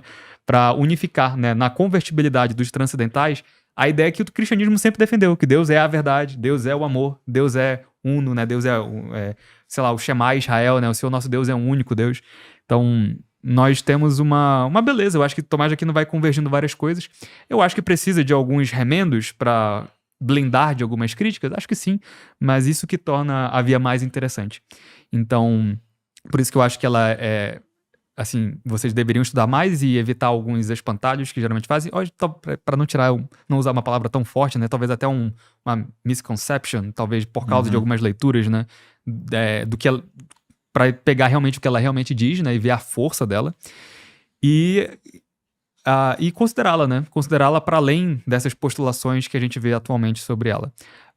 No meu curso, né? A Formação da Opinião, eu tenho uma aula específica sobre ela em que eu traduzi a gente tem uma tradução lá de mais de 10 comentaristas medievais só falando sobre a Quarta Via. Então tem do Cardel Caetano, do Elim, do Garrigou Lagrange, a gente tem de jesuítas, o Diego Dias também. Então são autores que realmente se debruçaram dentro da discussão técnica da escola tomista e das outras escolas sobre a via. Tem o Ráboro também, que é suaresiano, né? E ele mostra a interpretação dele à vista de Soares, porque o Soares não acredita na distinção entre essência e ato de ser, né? Não é uma distinção real, é uma distinção de razão também. Então, como que isso se adapta dentro da Quarta Via, né? Então, são argumentos muito interessantes que a gente discute lá. Então, eu convido vocês a me seguirem, né, para isso, para conhecerem, se inscreverem no curso, talvez me seguirem no Instagram, porque de vez em quando eu dou algumas cápsulas de respostas sobre essas coisas, de maneira sintética, mas também, e se inscrever no meu canal do YouTube, que é Matheus Fujita, Matheus com TH, Fujita com G. E se inscreverem também no canal aqui do Grande Cauê, né, que tá divulgando debates de grande porte aqui, né, de assuntos técnicos muito nichados. E vai ser um prazer voltar toda vez que eu vier a São Paulo pra gente conversar sobre algo tão legal como a Quarta Via certamente foi. Tá bom? Eu agradeço também ao Benite por essa conversa muito instigante e a gente se vê numa próxima. Boa. Ó, no tempo exato, cara. Vai lá, Benítez. Simulações das Nações Unidas, a gente era treinado pra terminar no tempo exato, assim. Caramba, sério, velho? A gente fazia... Aí o delegado que tava... O chefe da mesa falava, o senhor delegado é uma máquina de tempos perfeitos. Era como a gente treinava, todo mundo treinava pra conseguir, né? Quando se terminava vários tempos cravados. Eu vejo que você é muito assertivo, cara. Você usa cada segundo, assim. Sim. A gente é treinado pra isso nesse animal. É legal. Vai lá, cara. Eu coloco o tempo mais aqui, né, só pra conclusão mesmo, mas pra divulgar essas coisas e fica à vontade. Beleza. Também. Eu achei muito interessante o que ele falou sobre o raciocínio de Tomás de Aquino com a Quarta Via e as palavras que ele usou, né? Tipo, a gente costuma chamar isso de Deus, né? Verdade, bondade, enfim. Mas mesmo assim daria pra questionar, né? É claro que o Tomás está num projeto ali de casar teologia e filosofia. Então, se as escrituras dizem algo, né, que remotamente parece ser o que o argumento tá conduzindo, é muito conveniente você juntar as duas pontas, mas se você quiser ser um lógico muito rigoroso, né, um filósofo muito analítico, você ainda assim poderia questionar, mesmo garantindo a existência de transcendentais, você ainda assim poderia dizer que isso não é Deus que se revela, mas esse nem é o propósito da Via, né? Então, eu só achei interessante as palavras que ele usou. E é isso. Eu acho que eu já trouxe aqui os meus pontos, né, de uma cosmovisão diferente. Essa questão dos graus máximos de transcendentais, eu acho que é uma coisa muito presa a uma cosmovisão que não é necessariamente o caso, que tem outras visões sobre como que essas coisas se manifestam, evoluem, aparecem, né, se instanciam no universo.